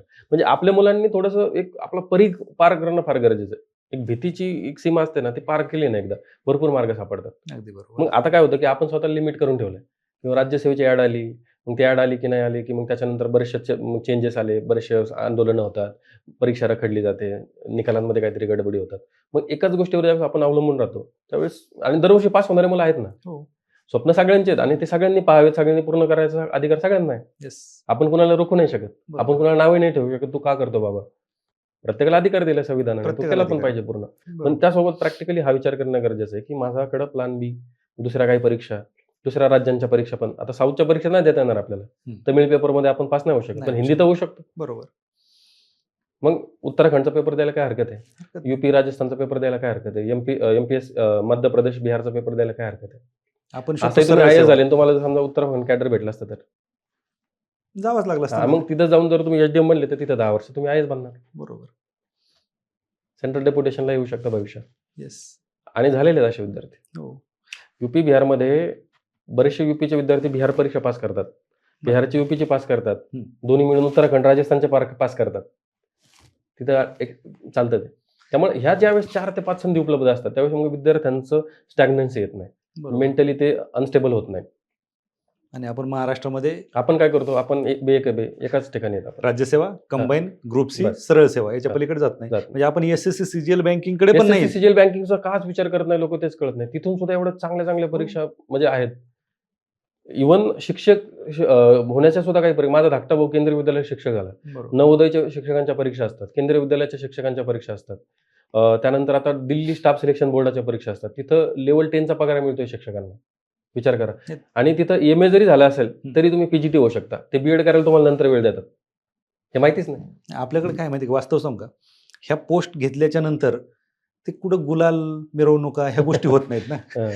म्हणून कदाचित तिकडे जात नाहीत. म्हणजे एवढ्या चांगल्या परीक्षा असताना पण आपण त्या एका आराखड्यामध्ये किंवा त्या साच्यामध्ये अडकलेलो आहेत. बरोबर. एमपीएससी, राज्यसेवा, कंबाईन, ग्रुप बी, ग्रुप सी, आणि सरळ सेवेच्या काही एक्झाम असतील ठराविक त्या बरोबर. याच्या बाहेर आपण पडायला तयार नाही. तुम्ही सांगितलं UPPSC असेल किंवा नॉर्थच्या ज्या काही PSC असतील हा. त्यांच्या परीक्षा द्या. आपण अजूनही SSC CGL कडे पण वळलो नाही. त्याचं कारण काय माहिती का सर? त्याचं कारण हे की तुम्ही आत्ता ह्या ज्या गोष्टी सांगितल्या की बाहेरच्या परीक्षा आपण देऊ शकतो, 99% विद्यार्थ्यांना हेच माहीत नाही की आपण परीक्षा देऊ शकतो. एक्झॅक्टली. SSC CGL बँकिंग आम्ही कोणाला सांगतच नाहीत त्या परीक्षा द्या. त्याच्यामुळं त्या परीक्षा कोणी देत नाही. त्या परीक्षा कोणी देत नाही म्हणून सिलेक्शन झालेले माहिती होत नाहीत, त्यांचे सत्कार होत नाहीत म्हणून आपल्याला ते माहिती होत नाही. माहिती होत नाही. बरोबर. म्हणजे ही फॅक्ट आहेत. हे फॅक्ट खरं तर आज तुम्ही या गोष्टी सांगताय. ज्या गोष्टी तुम्ही सांगितल्या ह्या गोष्टी कोणी बोलायला तयार नाही. आता तुम्ही तुमची परिस्थिती वगैरे ह्या सगळ्या गोष्टी सगळ्यांना माहिती येतात. तुम्ही दिल्लीला जाऊन अभ्यास केला. आता बरेच विद्यार्थी आहेत की बाबा UPSCचा अभ्यास करायचा असेल तर दिल्लीला जावं लागतं, खूप खर्च असतो वगैरे वगैरे. ही एक मनामध्ये भीती असते. नक्की काय केलं पाहिजे? म्हणजे दिल्लीलाच गेलं पाहिजेत का की पुण्याला थांबून अभ्यास करायचा का घरी अभ्यास करायचा? ते एक थोडंसं क्लिअर करा, कारण विद्यार्थ्यांमध्ये नेहमी त्या गोष्टींवरती संभ्रम असतो. दिल्लीला खर्च येतो 100% खरं आहे. बरोबर. पण कधी येतो? ज्यावेळेस तुम्ही प्रायव्हेटली एखादा फ्लॅट घेऊन राहता ओल्ड राजेंद्र नगरला बरोबर. किंवा मुखर्जी नगरला. येणारच आजकाल लोक खर्च. ओल्ड राजेंद्र नगरला जास्त राहतात आणि तिथं तुम्हाला भरपूर मराठी मुलं सापडतील. तिथं कमीत कमी 25,000 ते 30,000 रुपये सर्वसामान्य जरी समजा रूम घेतली किंवा जेवण म्हणा 3-3, 4-4 हजार लायब्ररीची फी आहे तिथे. परंतु काही अल्टरनेटिव्ह अवेलेबल आहेत. त्याबद्दल माहिती असणं फार गरजेचं आहे. जसं की महाराष्ट्र शासन आपल्याला बार्टी, सारथी, RT आणि महाज्योती या 4 परीक्षांमधून आपले मराठी मुलांना तिकडे पाठवतं. राईट. दर महिन्याला स्टायपेंड देतं आणि क्लासेसची फी आपल्याला पे करतं. येस. त्या व्यतिरिक्त हमदर्द स्टडी सर्कल, जामिया हमदर्द आणि जामिया मिलिया सारख्या संस्था आहेत. संकल्प सारखी संस्था आहे किंवा मनोबलचं सुद्धा तिकडे सुरू झालेलं आहे आता दीपस्तंभ फाउंडेशन. मिशन IS म्हणून काही संस्था आहेत. अशा बऱ्याचशा स्वयंसेवी संस्था तिथं सुरू झाल्यात की त्यांचे हॉस्टेल्स असतात आणि त्यांचे दरवर्षी एंट्रन्स एक्झामिनेशन होते. अच्छा. ती जर तुम्ही एंट्रन्स एक्झाम पास केली आणि त्यांचे इंटरव्ह्यू जर दिले तर दरवर्षी ते 100-150 मुलांना ऍडमिशन देतात. काही संस्था फ्रीमध्ये देतात, काही संस्था नॉमिनल 4,000 ते 5,000 चार्ज करतात. मी हमदर्द स्टडी सर्कलमध्ये राहिलो. तिथं फक्त 6,500 रुपये फी होती. 6,500 रुपयामध्ये AC रूम सिंगल, ओके, 24 तास लायब्ररी, बरं, नाश्ता, लंच, डिनर, त्यानंतर संध्याकाळ 5चा चहा. हे 6,500. 6,500 मध्ये प्लस प्रिलिमची टेस्ट सिरीज त्यांच्यातर्फे चालणार. बरं. मेन्सचं सुद्धा त्यांच्याकडून. जिम तुम्हाला 200 रुपयामध्ये मिळणार. ग्राउंड अवेलेबल आहे तिथं. मग हे किती रुपयात मिळतंय? 6,500. मला पुण्यात जर एवढं सगळं करायचं असेल तर तुम्ही सांगा किती रुपये लागतील? तुम्हाला 20,000च्या खाली खर्च झाला नसता. मग मी पुण्यात राहायला पाहिजे की दिल्लीला त्या संस्थेत राहायला पाहिजे? दिल्लीला. मग मला फक्त काय करायचंय? त्या संस्थेची एंट्रन्स पास द्यायची. करायची. मग इथं काय येतं? तुमचं हार्डवर्क, तुमचं टॅलेंट म्हणा किंवा मग तिथं स्पर्धा आहे. बरोबर. ती तुम्हाला पार करायची. मग ती पहिली UPSCच्या अगोदर म्हणजे UPSC किंवा पहिली MPSC करायची. मला स्पर्धेच्या युगात उतरले तुम्ही, मग तुम्हाला प्रत्येक पावलावर स्पर्धा करायची, सर्व्हायव्हलसाठी स्पर्धा करायची. मग तिथं गेल्यानंतर मग तिथं सुद्धा मग अभ्यासाला वेळ म्हणजे मिळतो. बरं, तिथं जाण्याचा आणखी एक मार्ग कसा आहे? तुम्ही पूर्वपरीक्षा पास व्हा, ते तुम्हाला मेन्सला ऍडमिशन देतात. ओके. डायरेक्ट 3 महिने तुम्ही तिथं मेन्सला जा. तुम्ही इथून पूर्वपरीक्षा पास करा, मेन्सला तिकडे जा. का? कारण मेन्सला तुम्हाला डायरेक्टली ऑल इंडिया लेवलची कॉम्पिटिशन तिथं पाहायला मिळेल. तिथं तुम्हाला बंगाल, ओडिसा, उत्तर प्रदेश, बिहार ते लोक कसे लिहितात ते पाहायला मिळेल. त्यांच्याकडून शिकायला मिळेल. म्हणजे शिकायला काय प्रॉब्लेम आहे इतरांकडून? बरं, मगाशी मी जसं बोललो की इथं काय होतं की इथं 2 मित्र तयारी करतात, कॉम्पिटिशन त्या दोघांमध्ये, आणि दोघं कॉम्पिटिशन मध्ये नाहीत. दोघं एकामेकांचं कॉम्पिटिशन करतात. म्हणजे दोघांना माहिती नाही की उत्तर कसं लिहायचंय आणि दोघं एकमेकांची उत्तर चेक करतात. मग इम्प्रुव्हमेंट होणारच नाही ना. बरोबर. मग ट्रायल अँड एरर मध्ये जवळजवळ तुमचे 3 ते 4 वर्ष निघून जातात आणि 3 ते 4 वर्षानंतर कळतं आपल्याला बेसिक आताशी कळालंय आणि आता इथून पुढे आणखी 2 वर्ष लागणार आहेत. आर्थिक परिस्थिती बिकट झालेली असते त्यावेळेस, मानसिक परिस्थिती बिकट झालेली असते. बरोबर. फिजिकली सुद्धा आपण वीक होत चाललेलो असतो. पाठीचं दुखणं होतंय बसू लायब्ररीत. सोशल प्रेशर, एक्सरसाइज करत नाही. सोशल प्रेशर तो वेगळा, मेंटल हॅरसमेंट ती वेगळी, कुणी येता जाता टोमणे मारणे वगैरे सगळ्या गोष्टी होत असतात. मग त्यावर स्मार्ट उपाय तोच आहे की ह्या संस्थांबद्दल माहिती काढा. ह्या संस्था आहेत, संधी भेटली दिल्लीला जायचे जा, काय प्रॉब्लेम नाही. नसेल जात आलं पुण्यात राहा. पुण्यामध्ये सुद्धा ज्ञान प्रबोधिनी आहे किंवा आणखी मनोबलचं आमचं दीपस्तंभचं कॅम्पस कात्रजला आहे ना सगळीकडे. बरोबर. फक्त ती संधी शोधता आली पाहिजे. खरी सुरुवात तिथून आहे. नाहीतर कुणीतरी म्हणतंय की नाही, ते आपल्याच्यानी शक्य नाही, ते आपल्यासाठी नाहीये, हे पैशावाल्यांची कामं येतं. आणि तिथंच आपण जर क्विट करणार असेल किंवा तिथंच आपण गिव्हअप करणार असू तर मग परीक्षा कशी आपण बरोबर, पास होणार? कारण नाही, तिथं संघर्ष करायचा आहे. आता जर सगळ्यांनी असा विचार करायला गेलं तर मग ग्रामीण भाग रिप्रेझेंट होणारच नाही युपीएससी मध्ये. बरोबर. गरिबांची मुलं जाणारच नाही तिथं मग. येस. मग तिथे ते एक इलिटिझम तयार होईल. UPSC doesn't want that. पण सर एक सांगू का, मी आजपर्यंत ऑब्झर्व केलं, मी आजपर्यंत कमीत कमी 700-800 अधिकाऱ्यांच्या मुलाखती घेतल्या. त्याच्यामध्ये खूप UPSCचे कॅन्डिडेट आहेत की जे UPSC मधून सिलेक्शन झाले. काही स्पर्धा परीक्षेतल्या मोठ्या तज्ज्ञांच्या मुलाखती घेतल्यात, क्लासेसवाल्यांच्या मुलाखती घेतल्या. पण UPSC मधल्या संधी हं, याच्यावरती प्रत्येक जण बोलतो. हं, UPSC मधून तुम्ही काय होणार? हं, हं. दिल्लीला जाऊ का नको, जायचं की नाही जायचं याच्यावरती प्रत्येक जण सांगतात. दिल्लीला गेल्याच्या नंतर अभ्यास होतो असं कोणी सांगितलं? तुम्ही पुण्यातही करू शकता, तुम्ही घरीही करू शकता, अगदी बरोबर. पण UPSCला दिल्लीला जर जायचं असेल तर त्या म्हणजे तुम्ही एका डबक्यातून जर उठून जर तुम्ही त्या अथांग सागरात जर गेलात तर तुम्हाला कळेल कळेल. की इथल्या माशांपेक्षा तिथं बडे बडे मासे आहेत. आहेत. तर त्यानुसार आपण त्यांच्यासोबत कॉम्पिटिशन करू. हं. पण तिथं गेल्याच्या नंतर कसं सर्वायवल करायचं किंवा तिथं कसं सस्टेन राहायचं हे कोणीच सांगत नाही ना. हां. कदाचित हे कोणी सांगत नाही म्हणून लोकांना माहिती नाही की माहिती नाही लोकांना ना. जाणून घ्यायचं नाही. ऑब्व्हियसली आता मला तुम्ही विचार करा, माझी काय होती का कॅपॅसिटी दिल्लीत अभ्यास नाही. करायची? मी 6-7 वर्ष दिल्लीत कसा काय केला अभ्यास? बरोबर. याचा विचार कोणीच करत नाही ना. मला बार्टीची स्कॉलरशिप मिळाली. जामिया हमदर्दमध्ये मी स्कॉलरशिप मिळवली. 1 वर्ष बरोबर. फ्रीमध्ये राहिलो. हमदर्द स्टडी सर्कलमध्ये राहिलो. पार्ट टाइम काम केलं. बरं दिल्लीत गेल्यामुळे मला कामं मिळाली ना. मी पेपर चेक करायचो. हं. आपले ब्रेनस्टॉर्मिंगचे मी सेशन्स ऑनलाईन घेतले. मी अभ्यास करत शिकवलं मुलांना. बरोबर. ती अपॉर्च्युनिटी कदाचित मला पुण्यात नसती मिळाली. नाही. म्हणजे मी पुण्याला नावं ठेवत नाहीये. पण जर संधी मिळत असेल तर जा. बरोबर. नसेल मिळत तर तेवढ्या कमी पैशात जर तुम्हाला इथं राहायला भेटत असेल तर नक्कीच पुण्यात राहा. बरोबर. म्हणजे तुम्ही MPSC करण्यासाठी जर पुण्यात येत असाल हां. तर UPSC साठी दिल्लीला जायला हरकत नाही ना. हरकत नाही. म्हणजे जाण्यामागचं एकमेव कारण स्पर्धा कळून घेणे बस बरोबर. तेवढंच. कारण कधी ज्यावेळेस आपण एखाद्या डबक्यात असतो, हं. म्हणजे मला काही पुण्याला डबकं नाही म्हणायचं किंवा हं. आपल्या तालुक्याला, जिल्ह्याला, हं. गावाला डबकं नाही म्हणायचं. पण एक उदाहरण म्हणून जर आपण एखाद्या डबक्यात असू, एखादा मासा असेल एखाद्या डबक्यात, तर त्याला वाटतं की या विश्वातला मी एकमेव आहे की जो मोठा आहे. कारण त्याला आजूबाजूला जे दिसतं त्याच्यापेक्षा तो मोठा असतो. ॲक्च्युअली पण ज्यावेळेस तो समुद्रात जातो त्यावेळेस त्याला कळतं अरे नाही बरोबर. आहे. नाही आता त्याचं उदाहरण घेऊन सांगायचं. आता जर समजा मी गावाकडे गेलो, तर गावातील लोकांना कौतुक वाटतं की अरे ह्याचं UPSC झाली. त्यांचा अप्रोच थोडासा वेगळा असतो बोलण्याचा, वागण्याचा वगैरे. पण हेच जर मी समजा दिल्लीत आमच्या हॉस्टेलला जर गेलो, माझ्यासारखे 10-15 आलेले आहेत ना तिथं. एक्झॅक्टली. त्यांचं पण सिलेक्शन झालंय. मग तिथं सगळे समविचारी एका लेव्हलचे होऊन जातो आपण. बरोबर. मग तिथं कळतंय आपल्याला की नाही आपण इथून पुढे आपल्याला प्रवास आहे आपला खरा. यांच्यात आपल्याला इम्प्रूव्हमेंट करायचं, ह्या लेवलला जायचं. आपण ऑलरेडी ह्या लेवलमध्ये जाऊन इथं असं थांबण्याचा प्रयत्न करू. तिथं लेवल एवढी आहे. बरोबर. तिथं जाऊन ह्या लेवलला जाऊन इथून वर जायचंय तुम्हाला. Yes. कारण ते मोटिवेशन तुम्हाला तिथे गेल्यामुळेच मिळालं. हां. नाही तर तुम्ही इथं स्वतःला अरे मी IPS आहे आणि आजूबाजूला तुमच्या कुणीच बरं नाही ना दुसरं मोटिवेशन असंही मिळतं हं. की तिथं बरेचसे असे मुलं पण मिळतात की ज्यांचे वडील IAS IPS आहेत, जे ऑलरेडी IIT मधून पास झालेले आहेत.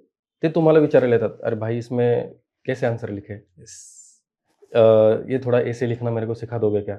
आप बहुत अच्छा ऐसे लिखते हो." मग त्यावेळेस असं वाटतं की यार आपल्याला येतंय बरं का. कारण जर घरामध्ये सगळं मिळत असताना जर हां. आपल्याकडे येतं म्हणजे आपल्याकडे काहीतरी एक्स्ट्राचं आणि वेगळं ते आहे. आपण ज्यावेळेस त्या मुलांच्या सोबत बसतोय की IITianला आपण शिकवतो एसे कसा लिहायचा. हं. आपल्यावरती आपला चव्हाण कॉन्फिडन्स वाढतो. मुक्त विद्यापीठातला एक विद्यार्थी IITians वाल्याला IITian शिकवतो. वाल्याला शिकवतोय एसे कसा लिहायचा UPSCचा. तुम्ही विचार करा ते कॉन्फिडन्स लेवल कुठं जात असेल. येस. आणि त्याचा बेनिफिट होतोच. आणि त्याचा बेनिफिट नक्कीच होतो.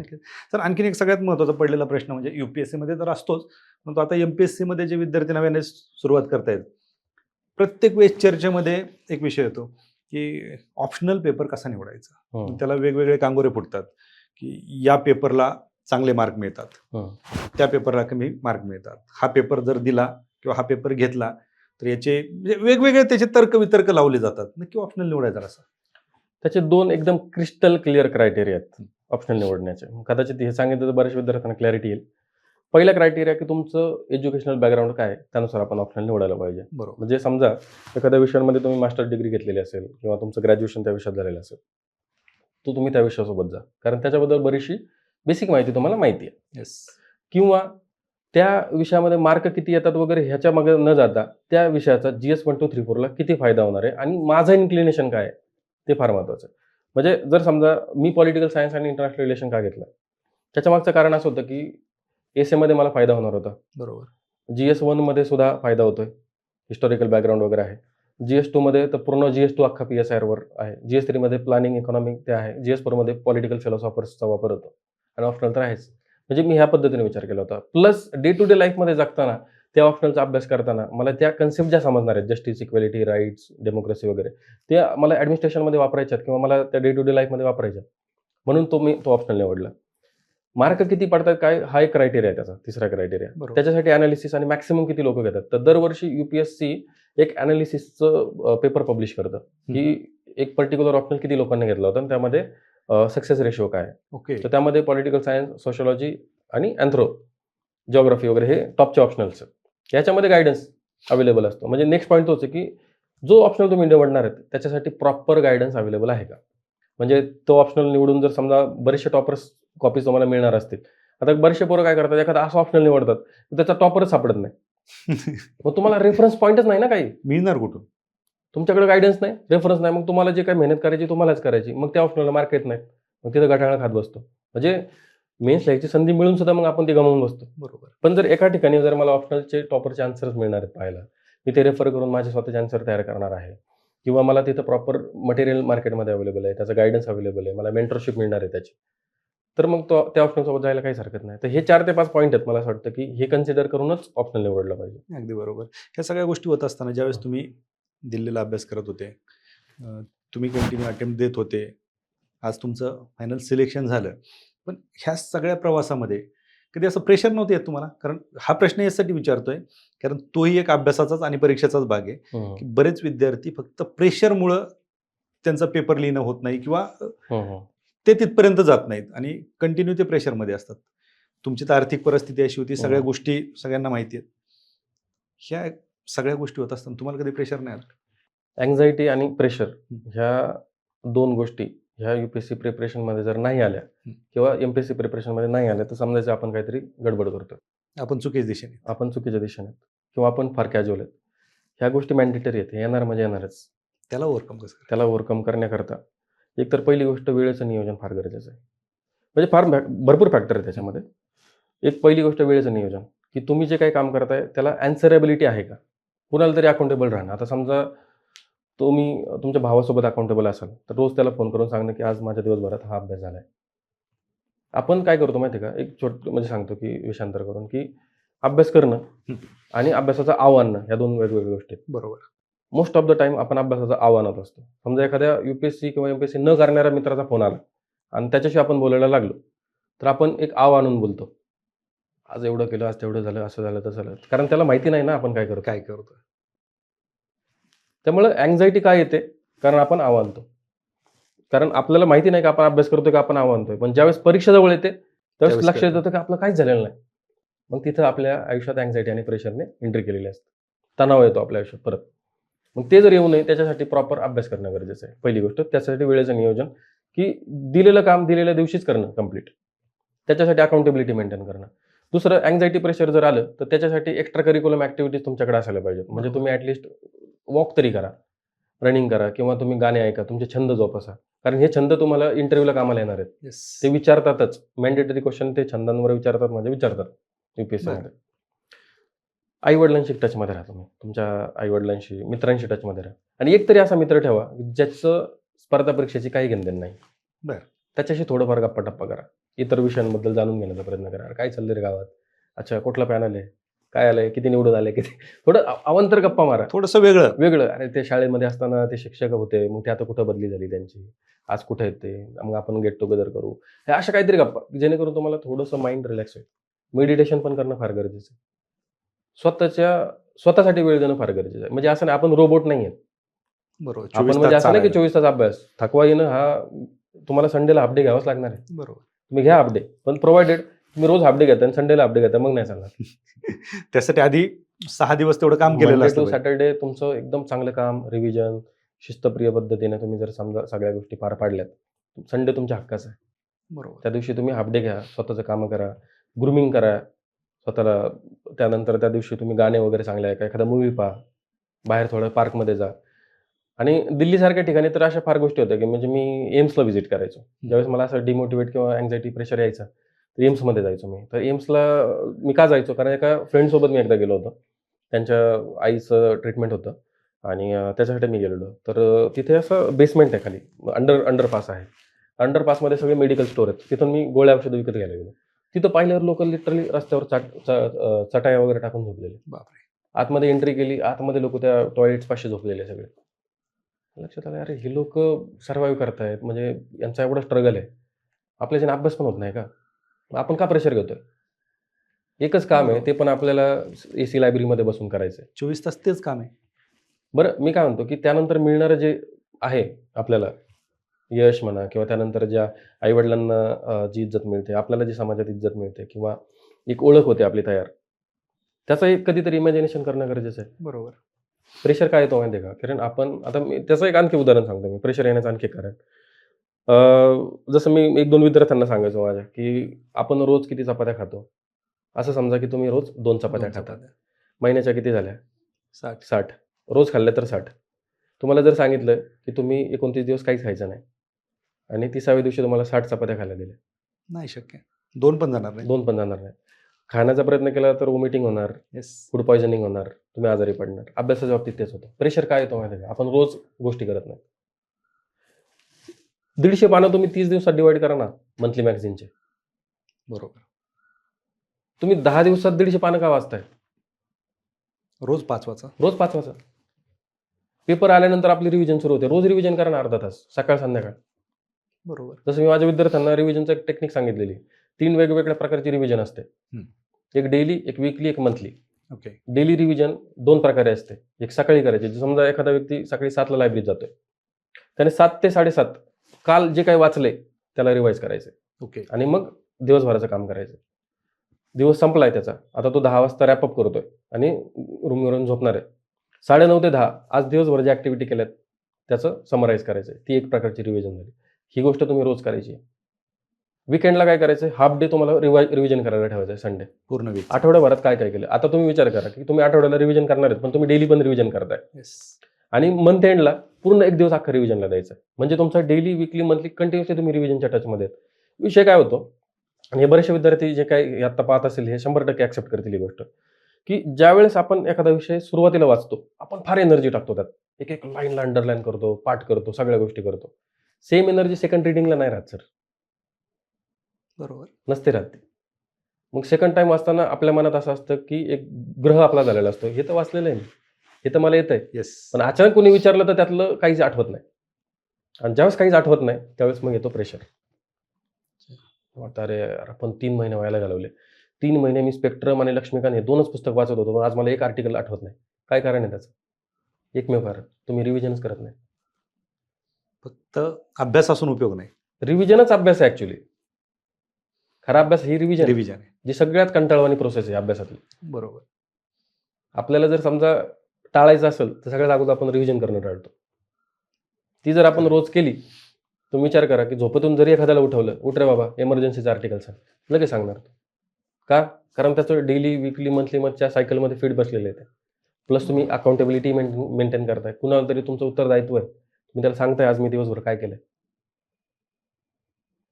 म्हणजे ह्या सगळ्या गोष्टी जर पाळल्या, तर मला असं वाटतं, की स्पर्धा परीक्षा वगैरे. बरोबर. आणि सगळ्यात महत्त्वाचं काही स्पर्धा परीक्षा म्हणजे काय आयुष्य नाहीये. तो आयुष्याचा एक भाग आहे. येस. त्याला तेवढंच म्हणून पाहिलं पाहिजे. आपण काय करतो? स्पर्धा परीक्षेला आयुष्य करतो आणि उरलेल्या वेळ याच्यामध्ये आपलं आयुष्य जगतो. आपण आयुष्य बरोबर. जगून थोड्याशा वेळामध्ये स्पर्धा परीक्षा केली पाहिजे. अगदी बरोबर आहे. आणि हे खरं विद्यार्थ्यांच्या लक्षात येणं गरजेचं हां. आहे. तुम्ही जे आता रिव्हिजनचा ते मेथड सांगितली, हो. हे किती लोक पाळत असतील बरं? फार कमी लोकं पाळतात. रिव्हिजन करतच. मी सांगतो ना, की इव्हन मला सुद्धा सुरुवातीला फार कंटाळा यायचा. पण मी ज्यावेळेस ह्या अर्ध्या-अर्ध्या तासाचे स्लॉट्स केले ना, त्यावेळेस ते सोपं गेलं. कारण ज्यावेळेस एखादी गोष्ट तुम्ही वाचता ना, त्यावेळेस ती रिवाईज करायला फार वेळ लागत नाही. म्हणजे समजा तुम्ही लक्ष्मीकांत ह्या पुस्तकाचे पॉलिटीच्या जर समजा 20-25 पानं जर आदल्या दिवशी वाचले पहिल्यांदा, तर तुम्हाला 4 ते 5 तास लागतील. बरोबर. कारण तुम्हाला ते ग्रास्प करायचं आहे, समजून घ्यायचं आहे, अंडरलाईन करायचं आहे, त्याच्या नोट्स करायच्या. पण दुसऱ्या दिवशी जर त्याला तुम्हाला रिवाईज करायचं आहे, तुम्ही 10 मिनिटात करणार. कारण आदल्या दिवशी तुमचं पाठ झालेलं आहे ते. येस. पण गोष्ट कशी असते माहिती आहे का, की आपल्या डोळ्यासमोर ज्यावेळेस आपण एखादी उजेड मारतो आणि डोळे बंद करतो, तो उजेड ठराविक सेकंद आपल्या डोळ्यासमोर राहतो आणि हळूहळू त्याचा अंधारात परावर्तित होतो. येस. आपल्या मेमरीचं तसंच आहे. आपण जर उजळणी केली नाही, तर ते हळूहळू ब्लर होतं ते ब्लर होत जातं. आणि एका ठराविक काळानंतर ते सगळं आपण विसरून गेलेलो असतो. बरोबर. पण आपल्या मनामध्ये असा ग्रह झालेला असतो, की मला सगळं येतंय. त्यासाठी फक्त मनामध्ये तो ग्रह असतो. फक्त मनामध्ये ग्रह असतो. ऍक्च्युअली रिव्हिजन नसल्यामुळे हा, आपण ते आणि तो पूर्ण भ्रमाचा blank झालो भोपळा असतो. कधी फुटतो त्यावेळी अचानक काहीतरी समोर येतं, मित्र येतो आणि तो विचारतो, अरे ते गव्हर्नरच्या रिमूव्हलची प्रोसेस काय? ते मी वाचलं होतं, वाचलं होतं, आठवत नाही. आठवत नाही. पण ते परीक्षेला ते चालत नाही. परीक्षेला ते चालत नाही. कारण तुम्ही जर तिथं आठवायला लागले, तुमचा 1 मिनिट गेला आणि तुमचा 1 मिनिट गेला म्हणजे तुमचे 2 पॉईंट गेले, 2 पॉईंट गेले म्हणजे अर्धा मार्क गेला. प्रत्येक प्रश्नातून जर अर्धा मार्क गेला, तर 10-20 प्रश्नांमध्ये तुमचे 10 मार्क गेले. Yes. 4 GS मधून तुमचे 40 मार्क गेले. तुम्ही बाहेर ऑप्शनल पडले. मधून तुमचे 20 मार्क गेले, असे 60 मार्क. 60 मार्क म्हणजे टॉप आणि बॉटमचा डिफरन्स. क्या बात आहे. म्हणजे तुम्ही लिस्टमध्ये येणारे तुम्ही बाहेर पडले. बाहेर पडले. आता तुम्ही जे सांगितलं की टॉपर आणि लास्ट याच्यामध्ये 40-60 मार्कचा डिफरन्स असतो. मग याच्यामध्ये सगळं पॉईंटवरच खेळ असेल. सगळ्या पॉईंटवर. मग इथं सगळी जी लढाई जी आहे, ती व्हॅल्यू ॲडिशनची आहे. म्हणजे कसं असतं की 85 मार्क सगळ्यांना पडतात. बरोबर. 85चे 110 कसे होणार? ओके. ह्याची लढाई आहे खरी. अभ्यास आपल्याला त्याच्यासाठी करायचा आहे, की त्या 85चा 110 मी कसा करणार? आता कुणीही विद्यार्थी गेला आणि काही जरी लिहून आला, कमीत कमी 80 ते 85 मार्क त्याला पडणार आहेत. अच्छा. पण त्याला 110 करायचे असतील, तर मग त्याच्यासाठी मग तुम्हाला उत्तरात स्ट्रक्चर असायला पाहिजे. बरोबर. ते स्ट्रक्चर म्हणजे काय? तर तुमचं उत्तर हे इंट्रो, बॉडी आणि कन्क्लुजन फॉर्मॅटमध्येच असायला पाहिजे. येस. मग इंट्रोमध्ये सुद्धा तुम्हाला पर्टिक्युलरली करंट अफेअर्सचा तुम्ही इंट्रो करताय, डेफिनेशन लिहिताय किंवा कोट लिहिताय, ते अगोदर तुमच्या मनात असायला पाहिजे. बॉडी लिहिताना वर तुम्ही सब हेडिंग देताय, त्याला बॉक्स बनवायला पाहिजे. तुमचे पॉईंट्सला नंबरिंग केलं पाहिजे. महत्त्वाच्या कीवर्ड्सला अंडरलाईन केलं पाहिजे. सबस्टॅन्शिएट करायला एखादा डेटा, त्याचा सोर्स लिहायला पाहिजे. त्याची अँटिथेसिस म्हणून त्याचे निगेटिव्ह गोष्टी पण तुम्ही लिहायला पाहिजे. बरं, निगेटिव्हवर उत्तर संपवायचं नाही, तुम्हाला त्याचं वे फॉरवर्ड लिहायचं आहे. त्याची एखादी कमिटी तिथं टाकायची आहे. पॉझिटिव्ह एंडवर तुम्हाला उत्तर संपवायचं आहे तुमचं, तिथं एखादा कोट टाकायचा आहे. एखादं व्हॅल्युएशनसाठी तुम्हाला डायग्राम किंवा मॅप किंवा फ्लोचार्ट टाकायचा आहे. हे सगळं एका उत्तराचं कंटेंट आहे. ओके. एवढं सगळं एका पाहिजे असतं एका उत्तरामध्ये. त्यावेळेस कुठं तुम्हाला 4.5-5 मार्क पडतात. बापरे. यासाठी पाहिजे प्रॅक्टिस. याच्यासाठी लागते practice, brainstorming, proper mentorship, proper guidance. फक्त पुस्तक वाचून नाही होत. बरोबर. म्हणजे फक्त पुस्तक वाचून काहीच होत नाही. काहीच होत नाही. याच्यासोबत म्हणजे तुम्ही पूर्ण या ज्या काय आजच्या पॉडकास्टमध्ये सगळा सारांश सांगितलाय. आपल्याला पूर्ण आपलं जे पर्स्पेक्टिव्ह होतो एवढं ब्रॉड करावं लागणार आहे. आपल्याला गोष्टी ऑब्झर्व सुद्धा करावं लागणार आहे आसपासच्या. बरोबर. म्हणजे फक्त पुस्तकी किडा आपण ज्याला नाही, म्हणतो नाही. तसं असून उपयोग नाही. आपल्याला ब्रेनस्टॉर्मिंग जास्त करायचं, आपल्याला विचार जास्त करायचा आहे. बरोबर. म्हणजे मला असं म्हणायचं की मी आणखी आमच्या विद्यार्थ्यांना असं सांगतो की मेन्स लिहिण्याच्या अगोदर डोकं चालवायचं. मेन्स लिहिताना फक्त हात चालवायचं. क्या बात आहे. हे खरं हां. लक्षात घेणं हे सिंपल सूत्र आहे. सिंपल आहे. आणि हे जर लक्षात राहिलं तर पेपर लिहिताना हां. अडचण येणार नाही. कारण पेपर लिहिताना डोकं जर चालवलं, पेपर पूर्ण होणार नाही. नाही. ज्यावेळेस पेपर डोकं चालवायचं त्याच वेळी डोकं चालवायला हां. पाहिजे होतं. हां. आता फक्त हात हात चालवायचा. चालवायचा. मग तो हात कधी चालणार आहे? ज्यावेळेस डोकं तुम्ही या चालवलं तर. सगळ्या गोष्टींची ब्रेनस्टॉर्मिंग करून ठेवली, Exactly. PYQचं अनालिसिस करून ठेवलं, तुमच्या मनात ऑलरेडी पॉईंट्स आहेत. मला माहिती आहे ना की जर लेफ्ट विंग एक्स्ट्रीमिझम जर आलं, तर मला वे फॉरवर्डमध्ये काय टाकायचं, 3D स्ट्रॅटेजी काय आहे, ट्रायडेंट स्ट्रॅटेजी काय आहे, सगळं माहिती आहे मला. बरोबर. तुम्हाला हो. फक्त तिथं हात तिथं चालवायचा. फक्त पटपट लिहायचं. बरं, ते का माहिती होतं? कारण मी अगोदरच त्याच्यावर विचार करून ठेवला होता. Exactly. Previous year question paper तुम्ही पाहिलेले आहेत. पाहिलेले तुम्हाला आहेत. माहिती आहे काय विचारलं जातं, Pattern कशा माहिती पद्धतीने झाला. लिहायचं. हां. आणि हेच सगळ्यात महत्त्वाचं. म्हणजे MPSC मध्ये देखील तेच आहे, Same, UPSC मध्ये देखील तेच आहे. आणि आता तर दोन्ही सेम झाले. नक्की सर. आता ह्या सगळ्या गोष्टी झाल्या याच्यावरती, कारण आज आपण ज्या गोष्टी बोललो याच्यावरती सहसा कोणी जास्त बोलत नाही. का बोलत नाही ते मला माहित नाही. कदाचित त्याचं उत्तर तुमच्याकडे असेल, पण असू द्या. खूप जास्त वास्तव बोलणं पण गरजेचं नसतं. पण स्पर्धा परीक्षा म्हटलं की प्रत्येक जण कुठंतरी कुणाला तरी पाहून मोटिवेट होत असतो. बरोबर. आज तुम्हाला पाहून बरेच जण मोटिवेट होत असतील किंवा झाले असतील. बरेच जण अभ्यासाला सुरुवात देखील करतील. ते गरजेचं आहे. आपल्याला पाहिजे मागच्या अधिकाऱ्यांमुळे अनेक जण मोटिवेट होऊन आले या क्षेत्रामध्ये. आणि बरेच जण म्हणतात की भाषणं ऐकून आमचं वाटोळं झालं. ते तुम्हाला आमंत्रण द्यायला आले नव्हते. पण त्यांना ऐकून आलेले अधिकारी पण झालेत ना, यांच्याकडे पण पाहणं गरजेचं आहे. कुठेतरी आपलं खापर त्यांच्या भाषणांवरती फोडण्यात काही अर्थ नाही. तुमचं मोटिवेशन काय होतं? माझं मोटिवेशन म्हणजे बऱ्याचशा गोष्टी आहेत ह्यामध्ये. म्हणजे माझं आतापर्यंत मी जे आयुष्य जगलो L&T मध्ये असेपर्यंत, तर बरेचसे जे उतार चढाव मी आयुष्यात पाहिले. गावात असताना ज्या पद्धतीचं मी काम वगैरे 8वीला असल्यापासूनच करायचो, किंवा आई म्हणजे घरची परिस्थिती आर्थिकच होती, तिथं माहीतच आहे सर्वांना. शाळेत अभ्यासात चांगलं होतो. वडिलांनी नेहमी एक गोष्ट मला लहानपणापासूनच सांगितली की अभ्यास केला तर आयुष्य बदलणार आहे. त्यांनी फार आग्रह ठेवला होता आमच्या अभ्यासासाठी. बाबासाहेबांचा फोटो नेहमी असायचा. त्यांचे विचार कायम मनात रुजलेले आहेत की त्यांनी सांगितलं होतं की शिक्षण हे वाघिणीचं दूध आहे आणि जो तो पितो तो डरकळे फोडतो, आणि शिक्षण घेतलं तर आयुष्य सुधारणार आहे. मला असं वाटत होतं की आपलं जर स्ट्रेंथ आहे सध्याची तो अभ्यास आहे. मी माझी स्ट्रेंथ ओळखली. मला जर समजा माझ्या परिवाराला जर सुधारवायचं असेल किंवा मला समाजासाठी काहीतरी करायचं असेल, तर त्याच्यासाठी शिक्षण गरजेचं आहे. बरोबर. ते माझं मोटिव्हेशन होतं. नगरला असताना ज्यावेळेस आम्ही झोपडपट्टीमध्ये राहिलो, तर तिथली जी वाईट परिस्थिती ज्यावेळेस पाहिली, त्यावेळेस वाटलं की आपण डिसिजन मेकर जोपर्यंत होत नाही, तोपर्यंत समाजातील ह्या तळागाळातील लोकांसाठी आपल्याला काहीच करता येणार नाही. येस. एल-एन-टीला गेल्यानंतर जे मित्रपरिवार जो भेटला आणि बरेचशा सामाजिक उपक्रमांमध्ये सहभाग घ्यायला लागलो, ट्रेकिंग करायला लागलो. एन-जी-ओज असतील किंवा वृद्धाश्रम असतील, अनाथाश्रम असतील, तिथं जायला लागलो. तिथं आणखी डीपमध्ये प्रॉब्लेम समजले. एल-एन-टीच्या सी-एस-आर इनिशिएटिव्हमुळं स्लम एरियामध्ये जाऊन शिकवायची संधी मिळाली आणि आमच्या मित्रपरिवारामुळं स्लम असतील किंवा वृद्धाश्रम असतील, तिथं जायची संधी मिळाली. हेल्थ एज्युकेशनवर आमच्या डिबेट्स व्हायच्या, की कसं असायला पाहिजे काय? आणि स्वतः त्या बॅकग्राऊंडमध्ये आल्यामुळं मला असं वाटलं, की नाही आपण करू शकतो नक्कीच. हे करत असताना बऱ्याचशा अधिकाऱ्यांबद्दल पण वाचत होतो, की टी-एन सेशन असतील, की ज्यांनी फार जबरदस्त काम केलेलं आपल्या आयुष्यामध्ये किंवा अशोक खेमकांबद्दल ऐकायचो त्यावेळेस. तर असे बरेचसे आय-एस अधिकारी असतील, सत्यकांत दुबे होते, म्हणजे त्यांनी आपलं म्हणजे प्राणसुद्धा गमावले ड्युटीसाठी. म्हणजे असे बरेचसे अधिकारी त्यावेळेस होऊन गेले. त्यामुळं आणि कुठेतरी मी वाचलं होतं, की 1000 लोकं एकत्र येऊन जे काम करू शकत नाहीत, ते एक प्रामाणिक अधिकारी त्याच्या एका सहीने करू शकतो. येस. मला वाटतं, की ते कुठेतरी माझं मोटिव्हेशन आहे, की आपल्याला जर समाजासाठी मोठ्या लेव्हलला जर काहीतरी करायचं आहे, तर त्यासाठी त्या लेव्हलचं होणं फार गरजेचं आहे. अगदी बरोबर. आणि त्याच्यासाठी मग स्वतःला गाडून घेणं पण गरजेचं आहे. मागचे 6 ते 7 वर्ष मी तुम्हाला कुठेही दिसणार नाही. नव्हतो मी कुठे. येस. मी दिवाळीला घरी आलो नाही. कुठल्या प्रकारचा सण साजरा केला नाही. माझ्या सगळ्या मित्रांचे लग्न वगैरे झाले. मी कुठल्याही लग्नाला हजेरी लावता मला आली नाही. मी व्हिडिओ कॉल करायचो, सगळ्यांना फोन करायचो, पत्र पाठवायचो, मेसेज करायचो. ते माझ्या ड्युटी ज्या होत्या त्या मी केल्या. परंतु मला असं वाटत होतं, की त्या काळात नेमकं परीक्षा असायची किंवा काय असं नाही, की मी आकडं म्हणजे हे करत होतो. स्वतःला उगीचच बांधून नव्हतं ठेवलेलं किंवा आयसोलेशनमध्ये नव्हतो. मी माझी सामाजिक बांधिलकी जपली होती. मी तिथं सुद्धा दिल्लीमध्ये असताना सुद्धा बऱ्याचशा एन-जी-ओशी कनेक्ट झालो. त्यामुळं कुठेतरी ते मोटिव्हेशन आतून आलं येस. आणि ते मोटिव्हेशन आतून आलं म्हणून ते टिकलं. बरोबर. आता जसं उदाहरण द्यायचं झालं, तर समजा आपण अंड्याचं उदाहरण देतो. हं. अंडं जर समजा बाहेरून फुटलं, तर ते एक्सटर्नल फोर्समुळे फुटतं. मग त्याचं एकतर त्याचं संपलेलं असतं अस्तित्व. बरोबर. बाहेरून ज्यावेळेस ते फुटतं. येस. म्हणजे बाहेरचे मोटिव्हेशन. त्याचं एकतर ऑमलेट होतं, नाहीतर भुर्जी होते, नाहीतर काहीतरी होतं.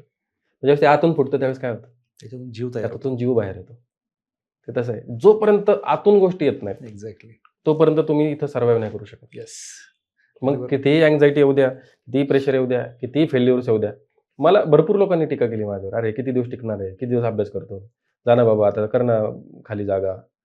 पण मला कुठेतरी माहिती होतं, की मला काय पाहिजे याची मला क्लॅरिटी होती. येस. म्हणून ते सगळ्यात महत्त्वाचं. ती क्लॅरिटी होती म्हणून मी एल-एन-टीचा जॉब सोडू शकलो. माझ्या भावाला शिक्षण देऊ शकलो. आई-वडिलांना त्या झोपडपट्टीमधून बाहेर काढू शकलो.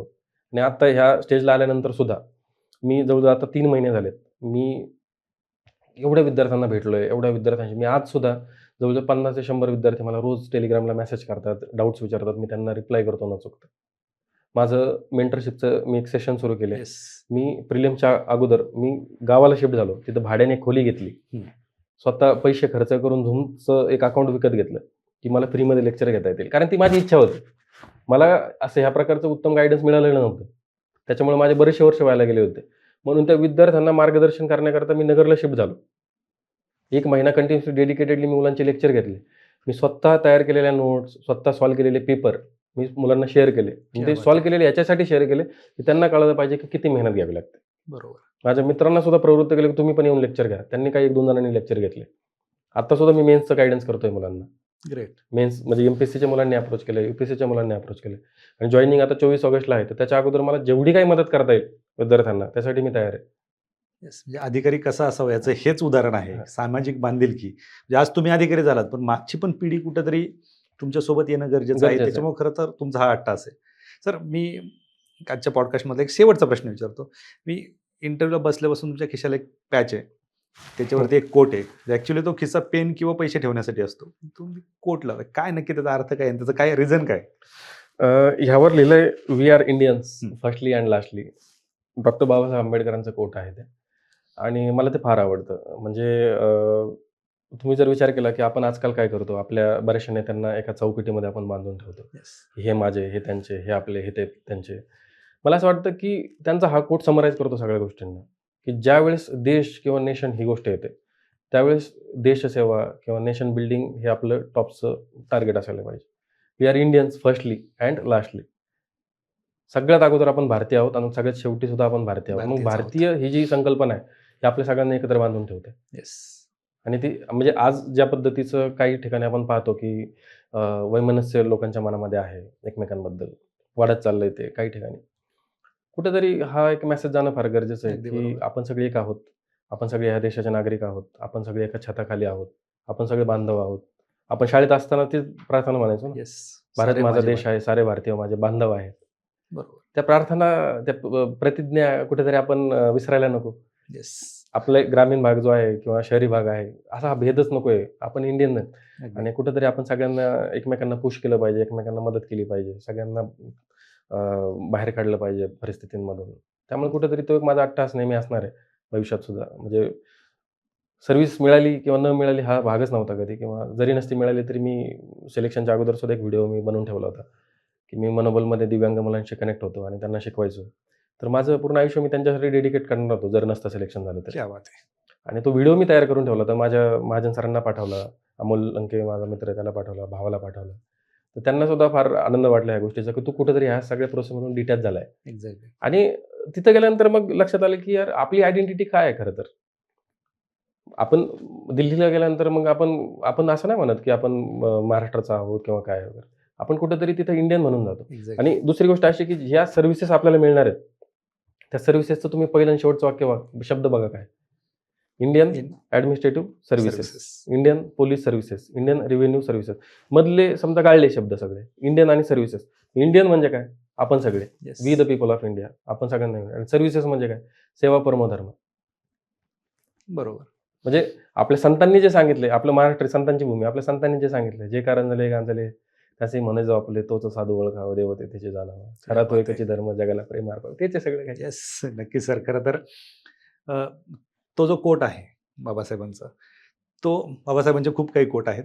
त्यातला हा जो काही कोट आहे त्याच्यामध्ये पॉलिटिशियन लोकांकडून तर काही अपेक्षा नाही आहेत. परंतु एक अधिकारी या नात्याने तुम्ही तो कोट खिशावरती लावताय.